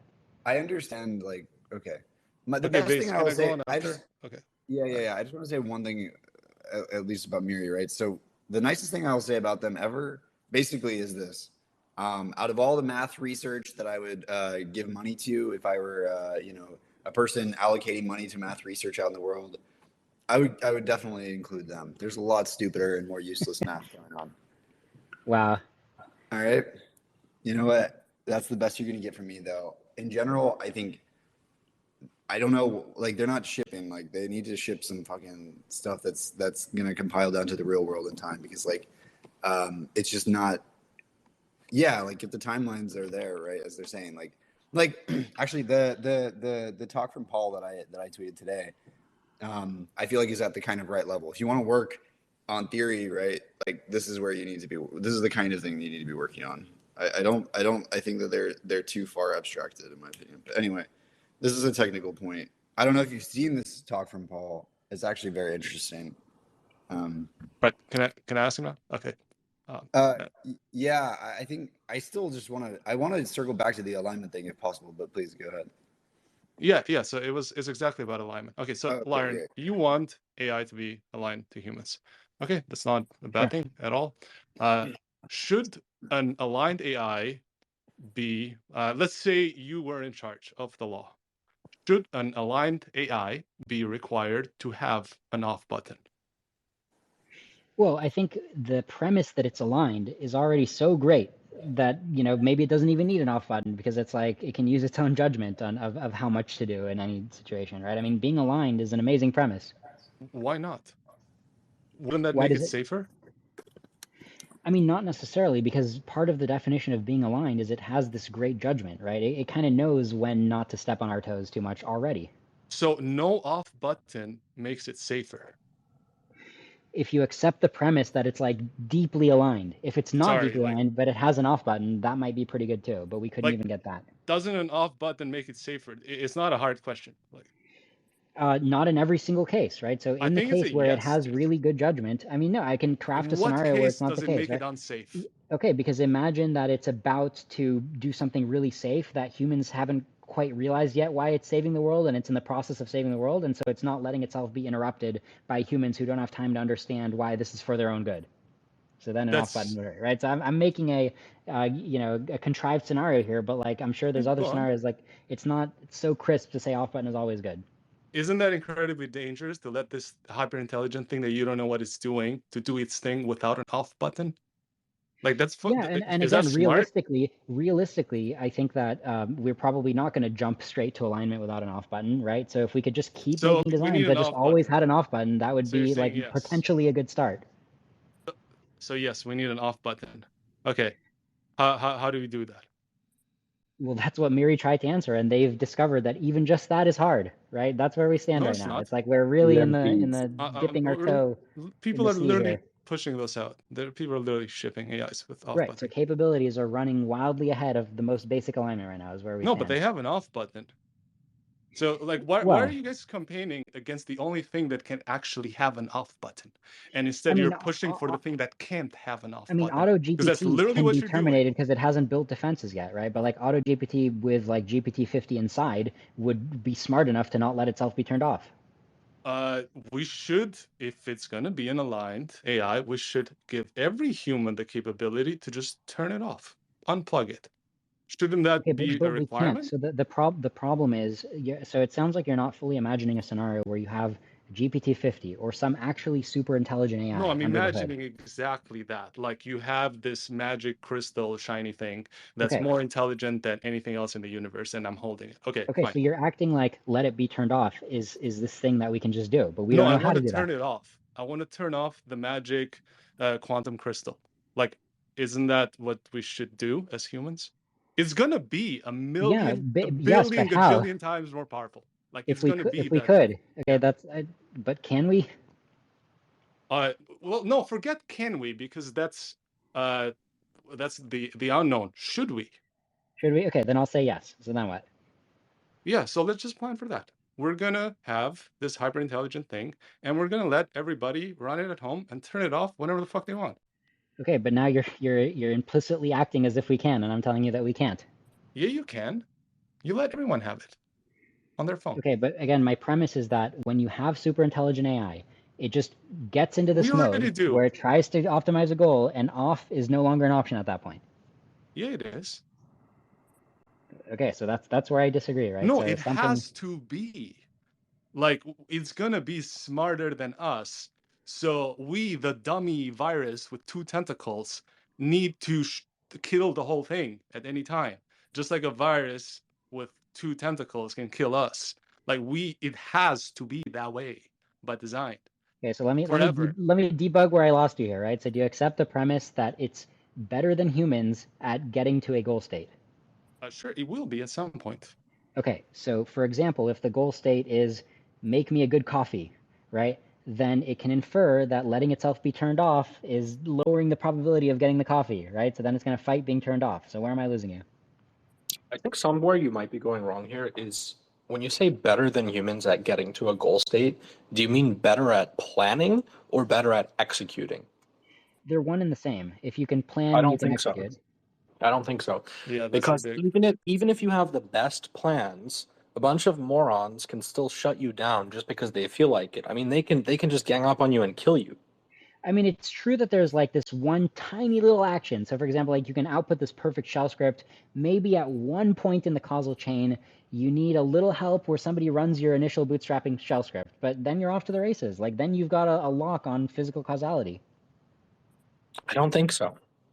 I think you can still get fucked. Like I think that's always Yeah. pretty I mean, possible, the pretty universe easy. is fully causally linked. There's no virtualization. Like if you can get a foothold on the network of causality that is physics, then you've got it. You're gonna win. I don't think literally you can. I don't think you posted. can do that. Even if you get into all of the computers in the entire world with super intelligence, I don't think you get there. Dude, I literally posted a bootstrapping shell script that to start off your instance and it's ready for training. Like, you Yeah, got I like mean, if you 6 want likes. to see the power of a Oh, but bootstrapping shell script, I mean, this is something I tweeted a little while ago, which is like, look at how much damage dumb viruses cause. Like the record is like $50 billion of damage from a single virus that's probably like 1,000 lines of code and like very unintelligent, and somehow it's managing to do $50 billion of damage. Okay, so That's just a bootstrapping shell number. scripts, but it builds the intuition for when you get a foothold on causality. Like it's pretty hard to cut off this causal agent that's already infested the universe. You're not going to get a foothold on causality. It's not clear to me that that's even possible. The foothold is the only difference between a planner and an executor. A planner plus a foothold is an executor. there will always be some damage cost. Okay. Yeah, I mean, look, if this is your the crux of where you disagree with me is you're like, man, I can imagine something in a computer that like knows step by step how to do everything, but it's not going to be able to make it into the real world. I mean, we can keep going on that thread, but I'm pretty confident in that one. I mean, it's as easy as just convincing somebody to run the first script. No, No, I'm not yeah, go against the idea that it can get into the real world and accomplish a lot of things, but it can still get fucked over. No, we have two choices. We either control it or we don't. Every person has control of it or people don't. And in your case, you don't want people to have control over it. Like it's this intelligence, and sometimes it's human silicon, sometimes it's silicon, sometimes CPU, GPU, sometimes like it's GPU. It's just using you to fill in the next tokens. Like it doesn't. It's just like this clump of neurons, some artificial, some real. It's acting as one thing, right? So either you want to let humans have control over it, or you don't. I mean, what does control mean when the agent is super intelligent? Normally, what control looks like in this paradigm is nuke. I mean, in the house. Yeah, Yeah, I mean, you mean have an like offline, digital nuke, like the nuclear problem is, I noise mean, the canceling interface, control. the Yeah, natural interface when you build such a system is like the genie in the fairy tale, like make your wish, and then you make the wish, and then you get shafted. Like that's the natural interface, and we don't know how to make another interface. They gave me 64 H100s. I'm pretty sure that's more than like some countries in Africa, bro. Like it doesn't mean much. Like just let people have it. Like if I could let everyone have it, I'd just give it to everyone. Yeah, I mean, look, it's I agree, it's the best objection to be like it's not super intelligent yet. I agree, life is great today because it's not super intelligent yet. I'm with you, okay, but it's going to be. I don't think anybody's making that argument. And I think, honestly, one of your biggest mistakes is vastly overestimating the power and robustness of intelligence alone. For instance, Yeah, I if mean, if I'm you go willing back down to the that hill. Roman Empire, you could have a coalition of thousands of geniuses alive at that time, and they're all completely controlled by an emperor who might have 90 IQ through violence, through status, through controlling the entire network. And yet that emperor can be removed by a single person who goes and assassinates him. Like, it doesn't matter if you're super intelligent. It doesn't matter if you Yeah, have all the because the resources emperor or all the doesn't computers. micromanage, because when You he's can just be sleeping, he's not killed. micromanaging the environment around him. But if it's an AI, you're going to get a lot more micromanagement than you can from a single person. And yet it can still be killed. The AI has I don't see a single way that the AI can just keep itself alive from being assassinated. Yeah, I mean, the same way that a nation state keeps itself alive from being assassinated, right? It has But many they don't. tentacles. They collapse all the time. Yeah, nation states die all the time. Yeah, but the best ones are doing pretty well. Yeah, for now. So Sure. here's But here's it's like a two lower bound, right? It's a here's lower the bound two on the way that the illogical. U.S. keeps itself alive is a lower bound on how robust the AI is going to be. Okay, but here are the two illogical arguments that are happening here. One, the entire nuke analogy is completely wrong because this does not live on collateral damage. That is not how it works at all. It completely dependent on the network stack, and even if it goes physical, it will still be completely dependent 100% on the network stack. It might start now. You might make the argument it might start making its own network or communicating by lights or making these little tiny things. It's gonna be a pretty long time I mean, it before. might have Yeah, ideologically convinced a bunch of humans to want to rebirth it if there's ever a but discontinuity. those So we humans go are gonna kill get pretty them. smart. Like I'm already making the tool that just tells you this thing is whatever. Anyway, you're gonna have a spam filter from that. That's it. Is done. So that's one part that's illogical, and the other part is assuming that these things will just breed like rabbits. Like you're just gonna put a bunch of NVIDIA Like cards a together. virus, computer virus. That's Yeah, what they and they're do. gonna have to start babies. That's not how it works at all either. It's actually What are you talking about? incredibly hard to replicate the GPU fab. Like it's incredibly hard Okay, for yeah, it to if we're in reproduce. the regime where you're super intelligent, but like you're straining so, like, for example, imagine there was super intelligence, but it was like so ridiculously slow, then we could kind of see the Foom happening and and choke it, right? There's going to be choke points in the very early stages, right? They're going to, in my opinion, they're going to kind of rush us by. We're not really going to choke them, but yeah, there are going to be times where we're like, oh crap, choke this. If everyone was an Egyptian pharaoh with, I don't know, 100 slaves to run each one of those humanoid robots, you're going to need a lot of compute, buddy. Like a lot. Way more Yeah, I mean, but than we look, have. it's gonna get more efficient because again, the human Okay. brain runs on 12 watts, and we already can see a lot of waste happening within the human brain. A lot of I people don't disagree on that. reasoning very well. I don't disagree on that. I think it's highly unlikely, and I think the risk is manageable. But because I know other people do disagree. I personally I don't disagree with that. I think we should just assume at some point it's going to happen anyway. So we're going to have to control it, whether it's GPT-5 or 5,000 or God in your hand. Like we're going to have to have the off button in there, even though it's God hyperintelligence of all time, right? We're still gonna need the off button in there. Like I still want the dummy, the monkey thing that I can just smash my head against to turn off God hyperintelligent 9000 megagraph, right? Like we're gonna have to have that either way, because otherwise we won't survive. All right. Okay, so I think we kind of beat this topic pretty hard. What other people want to talk about? Yeah, like, do you want to talk about like fucking agriculture? How so? Like you want to grow some AMD? Like, No, like bro, I think like I am a little bit. Look, I'll just say this. I appreciate you coming here and fucking talking to every single one of us and like defending your arguments with like endless energy. That I respect that. It's I fun. respect that. I still think you're like, you know, aggressively miscalibrated on GPT-5 risk, but I appreciate you coming and talking to us. Thanks. Yeah, I mean, 1 to 5%. Maybe I should be 0.1 to 1%, but there is. I tweeted this out a couple months ago. Jan Tallinn, the lead Series A investor of Anthropic, according to him, he's an insider in a lot of these AI discussions. He interviewed a bunch of insiders, and 1% is kind of the consensus from what from his own discussions. So like the people building it are saying like, yeah, there's a 1% chance we'll end the world with this one. So I'm not totally But uncalibrated are these here. not biased samples? I mean, like, I think I'd be very curious to know, right? Like, I think, you feel free to link that. That's an interesting point. Yeah, I will. Here, I'll reply to the space with that link. Yeah. As absurd as it may sound to say this, I think if those people are saying 1%, then I think they don't know what they're talking about.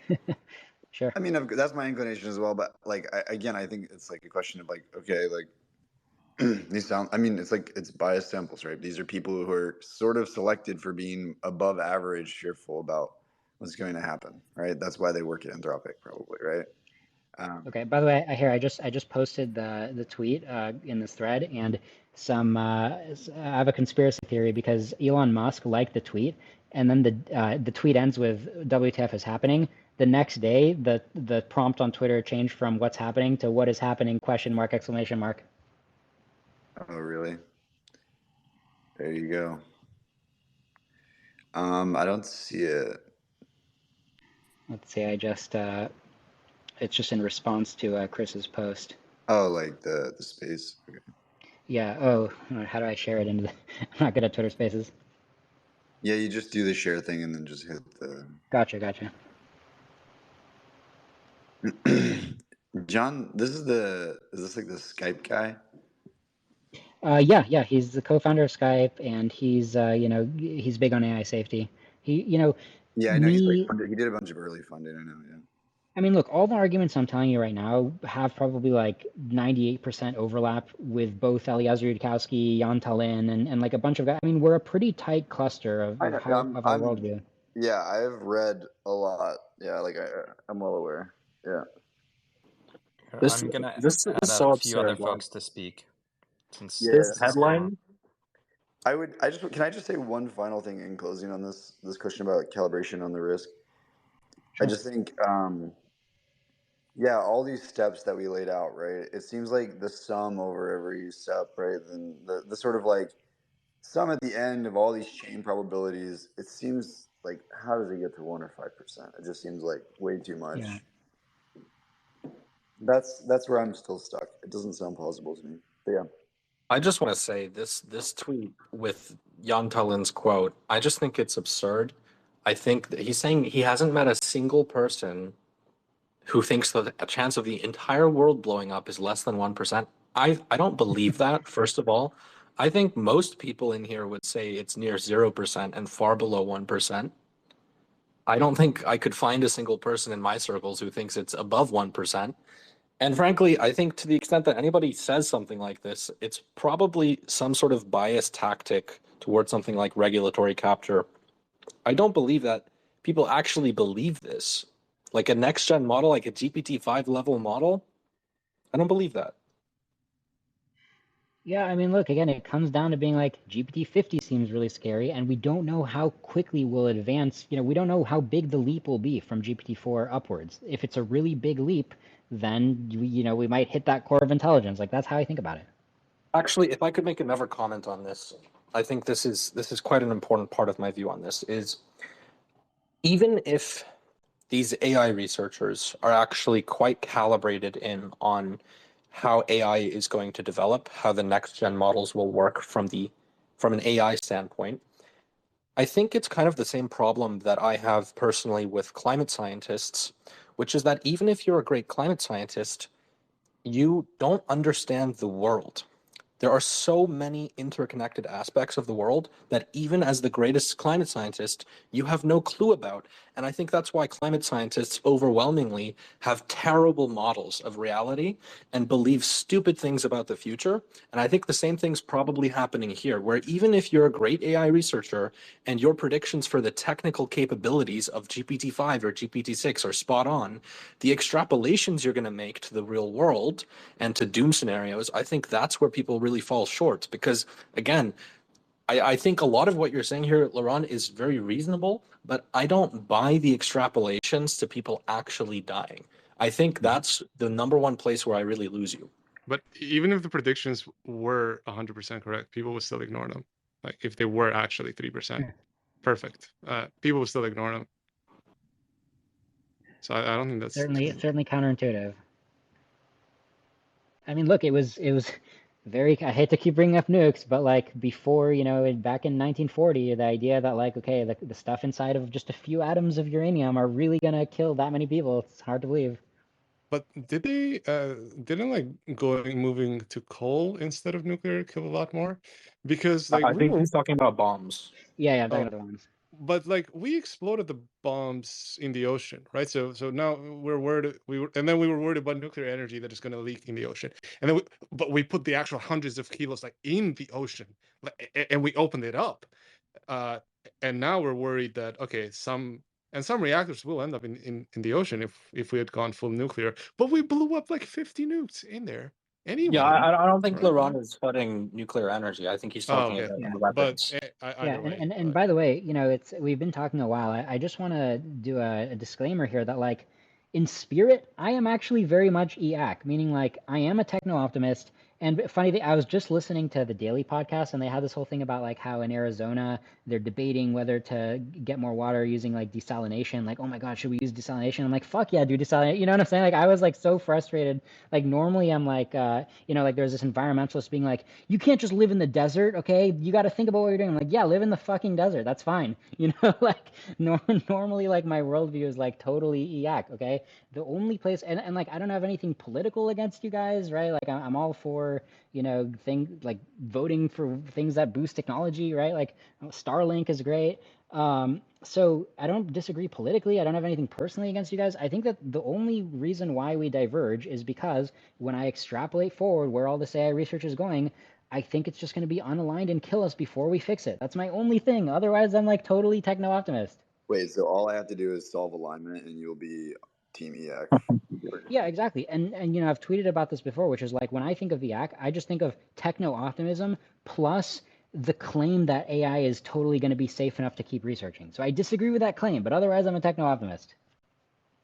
I don't know. I don't agree with that characterization, but like I think that's fine. I think a good analogy here might be if you guys remember when nukes were being developed, I don't remember who it was, but somebody predicted that when the first nuke went off, it would light the entire atmosphere on fire and kill everybody. I think that's the same level of ridiculous as most of the direct claims of doom that I've heard. Imminent doom. Why is it ridiculous though? It just seems like something you actually have to go study. For instance, the nanobot thing that you went to as your example, and maybe you have others, but that's the one that we talked about today. I just don't buy that as plausible. I think even insofar as it might be technically possible, even a superintelligence would probably take tens of thousands of years to develop that, especially here on Earth. I mean, maybe it could kill all of us if it was smart enough to develop those, but I think it would probably if you showed the iPhone to somebody in 1900, Mercury and build a Dyson sphere before it can even build those things. Show the iPhone to a scientist in 1900 and ask how many tens of thousands of years is humanity going to need to develop this, right? They'd probably be like, oh yeah, 10,000, yeah. I have a question. Sure, you can make that claim, but that's why I'm saying you can analogize it like that, but I'm analogizing it to the guy who said the entire atmosphere is going to catch on fire. I think it's ridiculous. Maybe I'm wrong. I don't think it's ridiculous. I think that's a perfectly reasonable question. Is a nuke going to light the atmosphere on fire? And then we did a bunch of calculations, and we're like, looks like no. Yeah, I don't think it's a reasonable fear because you can do the calculation. I mean, he could have gone and done the calculation and seen that he was wrong before he made the claim. Yeah, and by the way, it was really hard to get high certainty on it. I think from what I read, Daniel Ellsberg's book, The Doomsday Machine, a lot of scientists were holding their breath during that test. They're like, I think it's not going to ignite the atmosphere. I understand, and that's why I'm saying those people are idiots, the same way that even a very talented climate scientist who says the world's going to end in 20 years is a fucking idiot because it's not going to end. I don't see how somebody could arrive, especially with the lack of computer simulations that they had at the time. I don't think somebody could be more than 99% confident that the atmosphere is not going to light on fire on the first nuclear blast when they couldn't even estimate its yield to within a few kilotons. I think you could be very confident, but I don't know. Maybe I'm wrong. I mean, look, there's a big epidemic of resulting, right? As they say in poker, right? You look at the result and then you act like that was the only result that could have been. From my perspective, there's a 1% chance retroactively that the atmosphere could have been lit on fire for reasons that we don't understand. But there's literally so. only a 0% chance that it could have been that way, right? I mean, it depends on your definitions, right? So I have a non-deterministic mental model, as one must, and my model says you get to roll the dice again and sometimes get a different outcome. What do you mean? Well, okay, I don't understand that. What do you mean non-deterministic mental model and as one must? You mean you think the world is non-deterministic?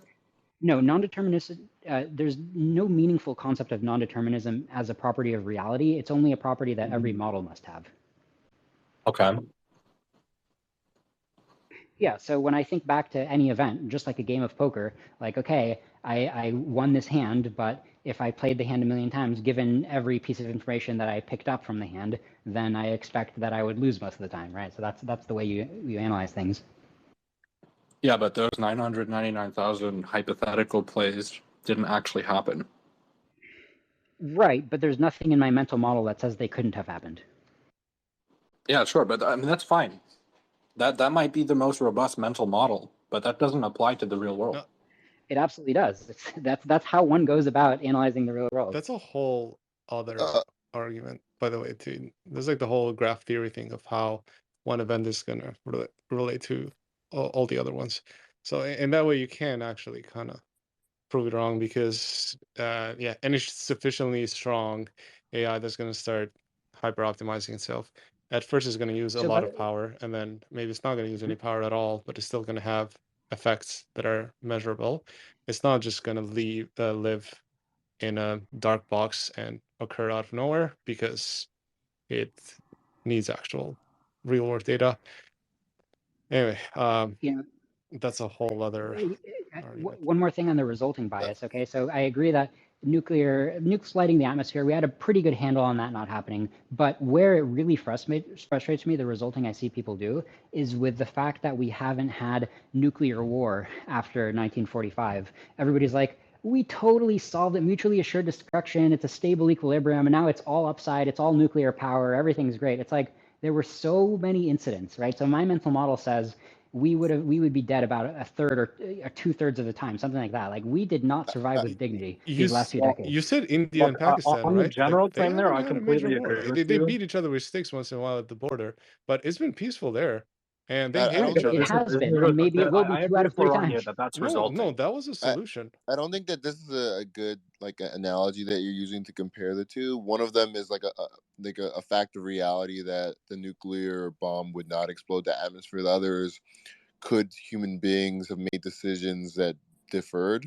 One of them is like a physical law. The other is about decisions that human beings took. I don't think the two Yeah, I are the mean, if same. anything, one would argue that human decisions are even less deterministic than physical processes. Yeah, that's my Well, point exactly. Far less.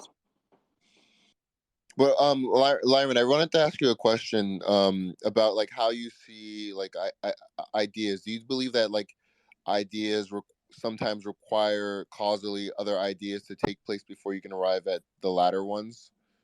You're basically talking about just like how does research work, right? Not necessarily research only, but ideas in general. I mean, it's such a broad question, right? So I think that I don't want to say a hard yes or no because there's probably exceptions. Fair enough.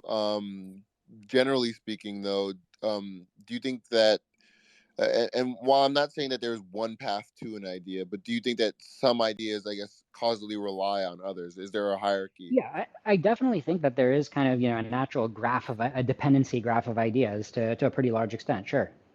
And so, like, in traversing this hierarchy of ideas, do you believe that, it does require like perceptual experimentation to arrive at better ideas? So this is what I said before. I think that you can do a lot, and it's underrated how much you can do just by having intelligence and computation. And once in a while, you can query the physical universe, but I don't think it's worth that much. Do we have examples? Yeah, I disagree there. Do we have examples of laser intelligent agents controlling like more intelligent agents somehow? I mean, is that something that we have observed in the past? Yeah, I mean, sometimes, you can go, like I can go to a surgeon, right, who's smarter than me, and I can pay him to do my surgery, and you can argue, hey, I controlled him, right, and he's smarter than me. But like, I don't think you're going to get very far if you're trying to build like a smarter nation than you and hope to control them. Hospital staff complain all the time about how dumb their management are and how they make them run around. They've even specifically asked me can we just like GPT instead of having managers in a hospital, because like they're giving people like 6-7 minute So first timers. of all, by the way, Anyway. it's worth noting there is a strong statistical correlation between IQ and income, and there is no top to that correlation. Very important fact to notice. Until some point, past some point, the correlation is. So the latest result I saw actually refutes that and says the correlation just goes as high as IQ goes. I mean, I follow that. I haven't seen that. I mean, I appreciate you can send a link. There is also another thing. Humans are pretty good at deriving the intelligence of other humans, but only in males, but only to a degree. So past, I don't know, 130 something, then people are no longer read as smart; they are read stupid. So yeah. Sure. And look, at some point, right? Let's say that your study was right, and like after say 130 IQ, it stops correlating with income, right? So let's say that some of your empirical data is right. At the end of the day, it's not about what's the definition of IQ and what dimension is it inside the human brain. The important question we need to ask, zooming out, is capabilities and optimization capabilities, because that's ultimately what's dangerous. Yeah. So we need to ask the question. To humans. That will not apply to AIs. Absolutely, I agree with you there. Yeah. Yeah, I mean, so the concept of IQ may diverge at some point from optimization capabilities, and that's fine, because what I would do is I would just ask about optimization capabilities and forget the whole IQ discourse. I mean, a calculator has a higher IQ than me. Why does it matter? I mean, I don't think that's actually true in terms of administering an IQ test to a calculator. Or my phone with code interpreter. It's the same thing. But I want to see the scenario. Let's say you were like a Connecticut Yankee in King Arthur's court, and you got sent to the 1800s, and like you had ChatGPT on your phone, and you had code interpreter. That's okay. Yeah. Now what? Are you going to make ASML? Probably not. Well, the problem is that you yourself are just a human brain and you're in control. So even when you have this huge advantage, you're not going to get that far, right? I mean, don't get me wrong. I do think that you can do the equivalent work of like many years and many people, but that's still not going to amount to that much. Yeah. Intelligence does right. Does something, doesn't it? To me, it helps us deal with entropy in order to create information to deal with environment. That if artificial intelligence can do that better than us, that's independent of IQ, and it's much different than a doctor being smarter than you on some things. Doesn't it? A super smart AI is going to be smart on everything, and then something else. There is no mode. Absolutely. I mean, I don't see any logical reason to hope, project that laser intelligence being can control or intelligence beings. Unfortunately, we are past the point where we can do something about that, I guess. The only thing that gives me some hope is that intelligence maybe looks like is fundamentally aligned everywhere because it deals with entropy and creates information. The problem is that it's not in phase, isn't it? We humans all try to do something, all humans all around the world, but we're at different points, different times. So we have a lot of conflict because of that, but not because we want fundamentally something different. We all want, as everything that we deal with entropy. So, just throwing that. Yeah, so I mean, you're saying a pretty common view, if I understand correctly. You're basically saying like, okay, yeah, we're kind of screwed because the AI is going to take over, but maybe the AI will just naturally want a lot of the same things as us, right? No. I'm saying that everything in the universe deals with entropy and generates information. That thing is going to, AI is already doing that. It's just going to get better than that. But even if that's true, it doesn't mean it's going to consider us as a factor to keep. For the most part, we haven't exterminated all the pests in the world, doesn't it? We still have ants and dolphins and everything else, doesn't it? And we are we just haven't gotten to it, right? No, but it's like saying, okay, if you watch me eat a chicken wing, okay, I'm leaving some meat on the bone still, but like if I were a little more optimal, but then I wouldn't. We understand that that's good. Somehow we have got into an agreement that keeping the ecology of the world as healthy as possible is a good thing. So.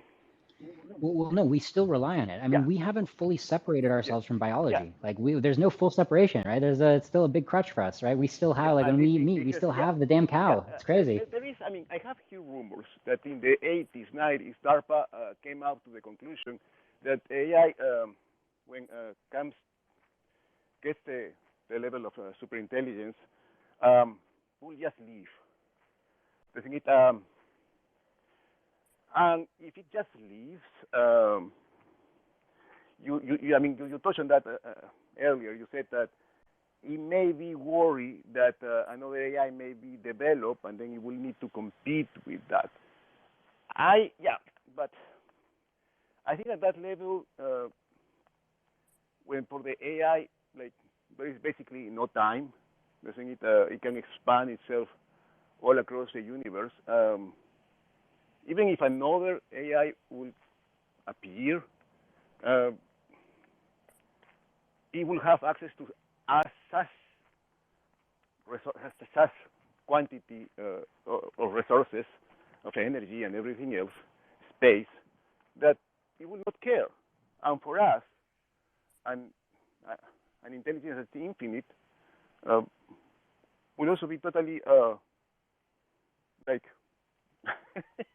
like cat, really not interested in our day-to-day stuff. So Yeah, but the idea that we can just like hang out in the corner while it goes off optimizing, it's just not plausible for a number of reasons that I've gone over earlier. See, that's what's wrong with the logic here, because it's us and it, and you're not thinking of it as the human with it. That's a whole other being. Like that's a much smarter thing. That's a whole other it. But generally you Yeah. can reduce it when you have a system of human plus AI. Pretty much what happens is either like, okay, the human's in charge and the AI is like adding a little extra, or the AI is in charge and the human's just not doing much. It's got to be one or the other, almost certainly. You have a larger neural network and you have a slightly smaller neural network, and you have an even smaller neural network. They're all just neural networks. And they're all just atoms. Wow, blew my mind. Anyway, so I think the whole thing about humans can't control it is completely illogical, because you're thinking the caveman monkey thing can't control it. There is no reason why the neural net and the simulated artificial neural tissue, which are connected together via a crappy chat platform or a Neuralink or whatever, there's no reason why that it can't control it. So it can control the reason is just because it's off to the races optimizing. You get to the point where, again, the analogy to think about is you have Stockfish, the chess engine. Okay, you're playing a game of chess, speed chess against a grandmaster, and you have Stockfish on your team. Eventually, instead of pressing yes, yes, yes to all of its suggestions, you just put it in a loop. Like, you're not helping. And that's what's going to happen when you have an AI. You're just going to be like, okay, AI, here's the goal, go. The thing is that every iteration on that loop, your brain neural net slash artificial thingy neural net, your whole box, some silicon, some flesh, also gets bigger. So you're ignoring that entirely. So that's the key argument you're making. You're saying your brain can get bigger while keeping the same human values. If that was the case, that would be great, but that's not the case. But that's exactly what happens. We can see what happens with extremely smart people.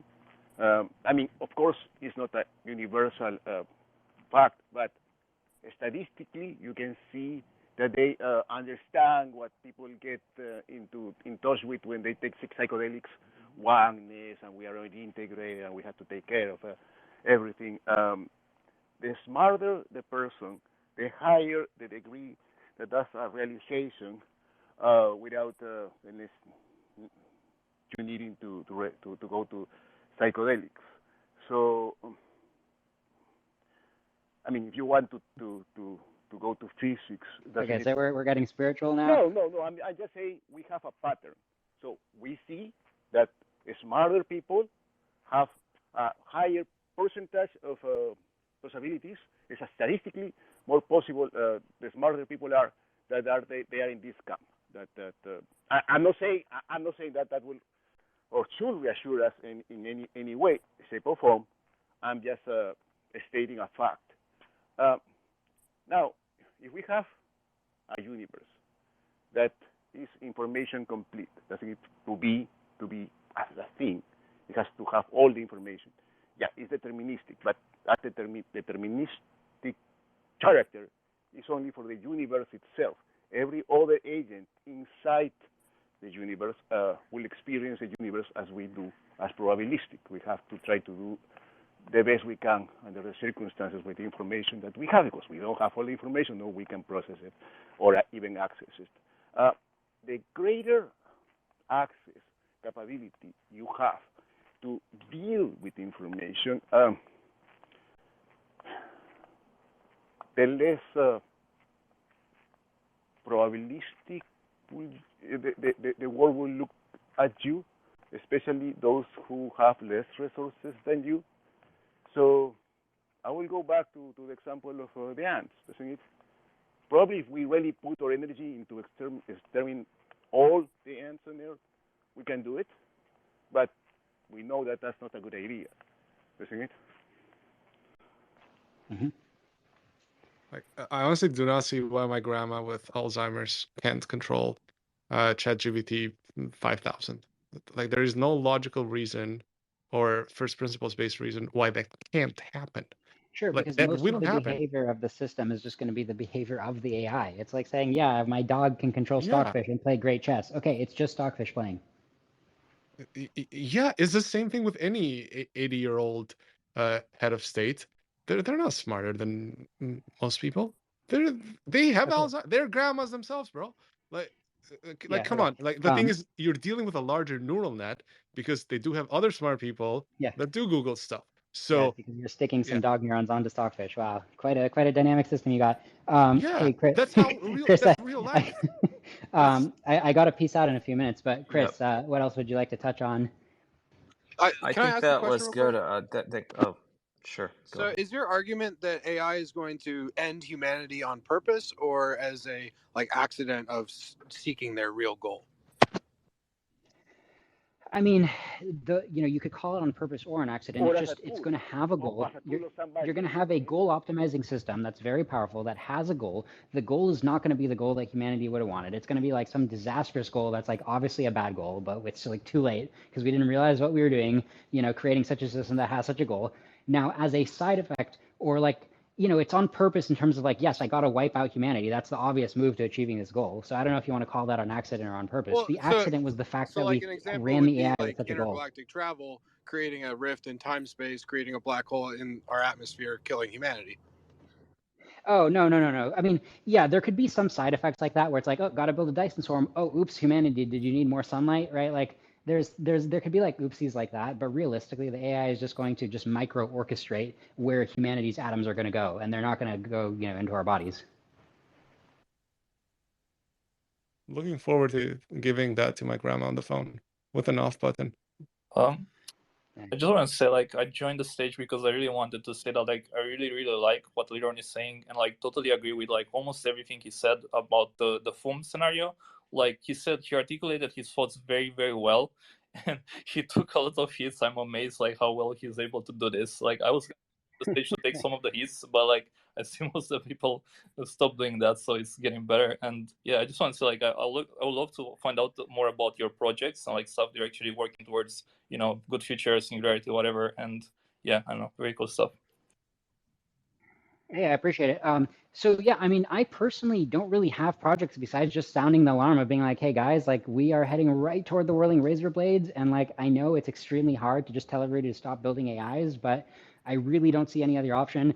And I know that telling everybody to stop is so bad, but I'm telling you that not stopping is even worse than that. That's my whole thing is I still have a day job running a startup from Y Combinator 2017, and I love raising the alarm on how we seem to be imminently about to be killed. That's all I do right now. Yeah, I honestly, I totally agree with you. Everything about the Foom scenario, it can happen crazy fast. Exactly as you said. What I don't agree exactly, I'm not sure how much you put the risk. I know there are dangers, but I think they're way lower than both me and you might estimate there. I think the risks are way lower because there's a strong connection between intelligence and ethics, and also there are a bunch of other stuff. It would take a long time to discuss, but I don't think the risks are as big as people think. And I've been years thinking about things. And I think the risks are real as well. They're not illogical, what Liron is saying in those regards. So I do agree. I know some people ignore them entirely, and we shouldn't do that. We should take the risks at hand. I just think way further out that if you want to make it safe, the worst thing you could do is take away control from humans.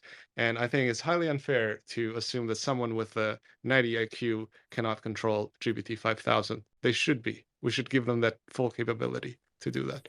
And that's my take on it. How that can happen? Do you have examples of like laser intelligence being able to control more capable intelligence? Yeah, bro. Kim Jong Un, Maduro, any dictator in Africa. Like, you think any of those guys passed their stats? Maybe some did. Like, come on. Like, I mean, they are not just one agent. I think they represent a government. The government is the agent. Exactly. They have a lot of agents. Yeah. So how right. that translates? Yeah. So should every 90 IQ person. Yeah. So how? I mean, you can give a dumb person levers, right? Like you had all these dumb kings in You history, should. right? Because of the bloodline. But like, so yes, you can get them in control. But if you want to have a fighting chance, predictably against other countries, you're going to need to put the smart ruler in. You know, and then at least the way the world's going to look, it's just going to be obvious that if you want to drive, you need to put a competent driver in. Yeah, and there's something I want to say. Like the thing is, like, if you want to like control something, like let's say like an AI becomes AGI, like goes from and stuff. Like the easiest things it can control is like the smartest people.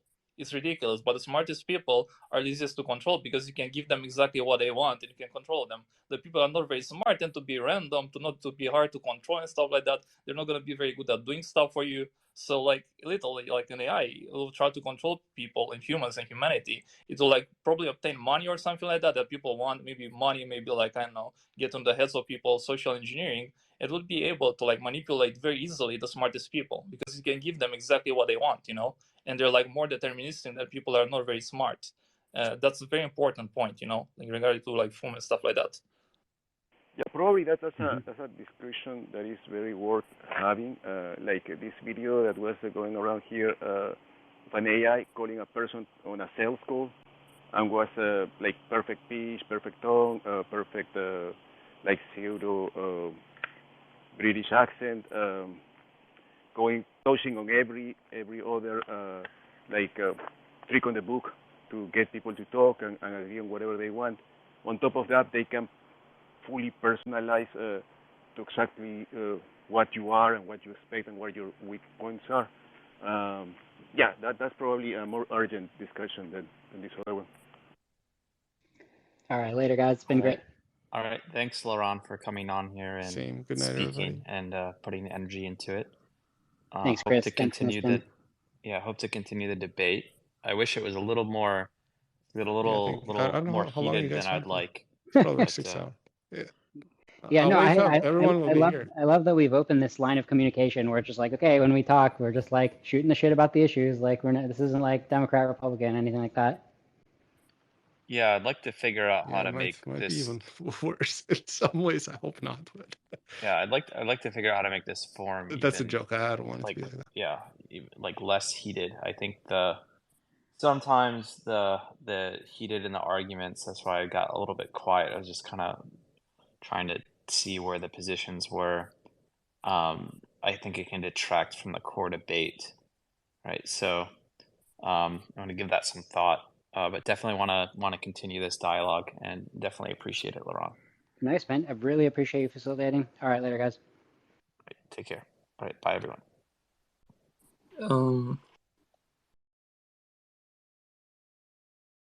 This space was downloaded via spacesdown.com. Visit to download your spaces today.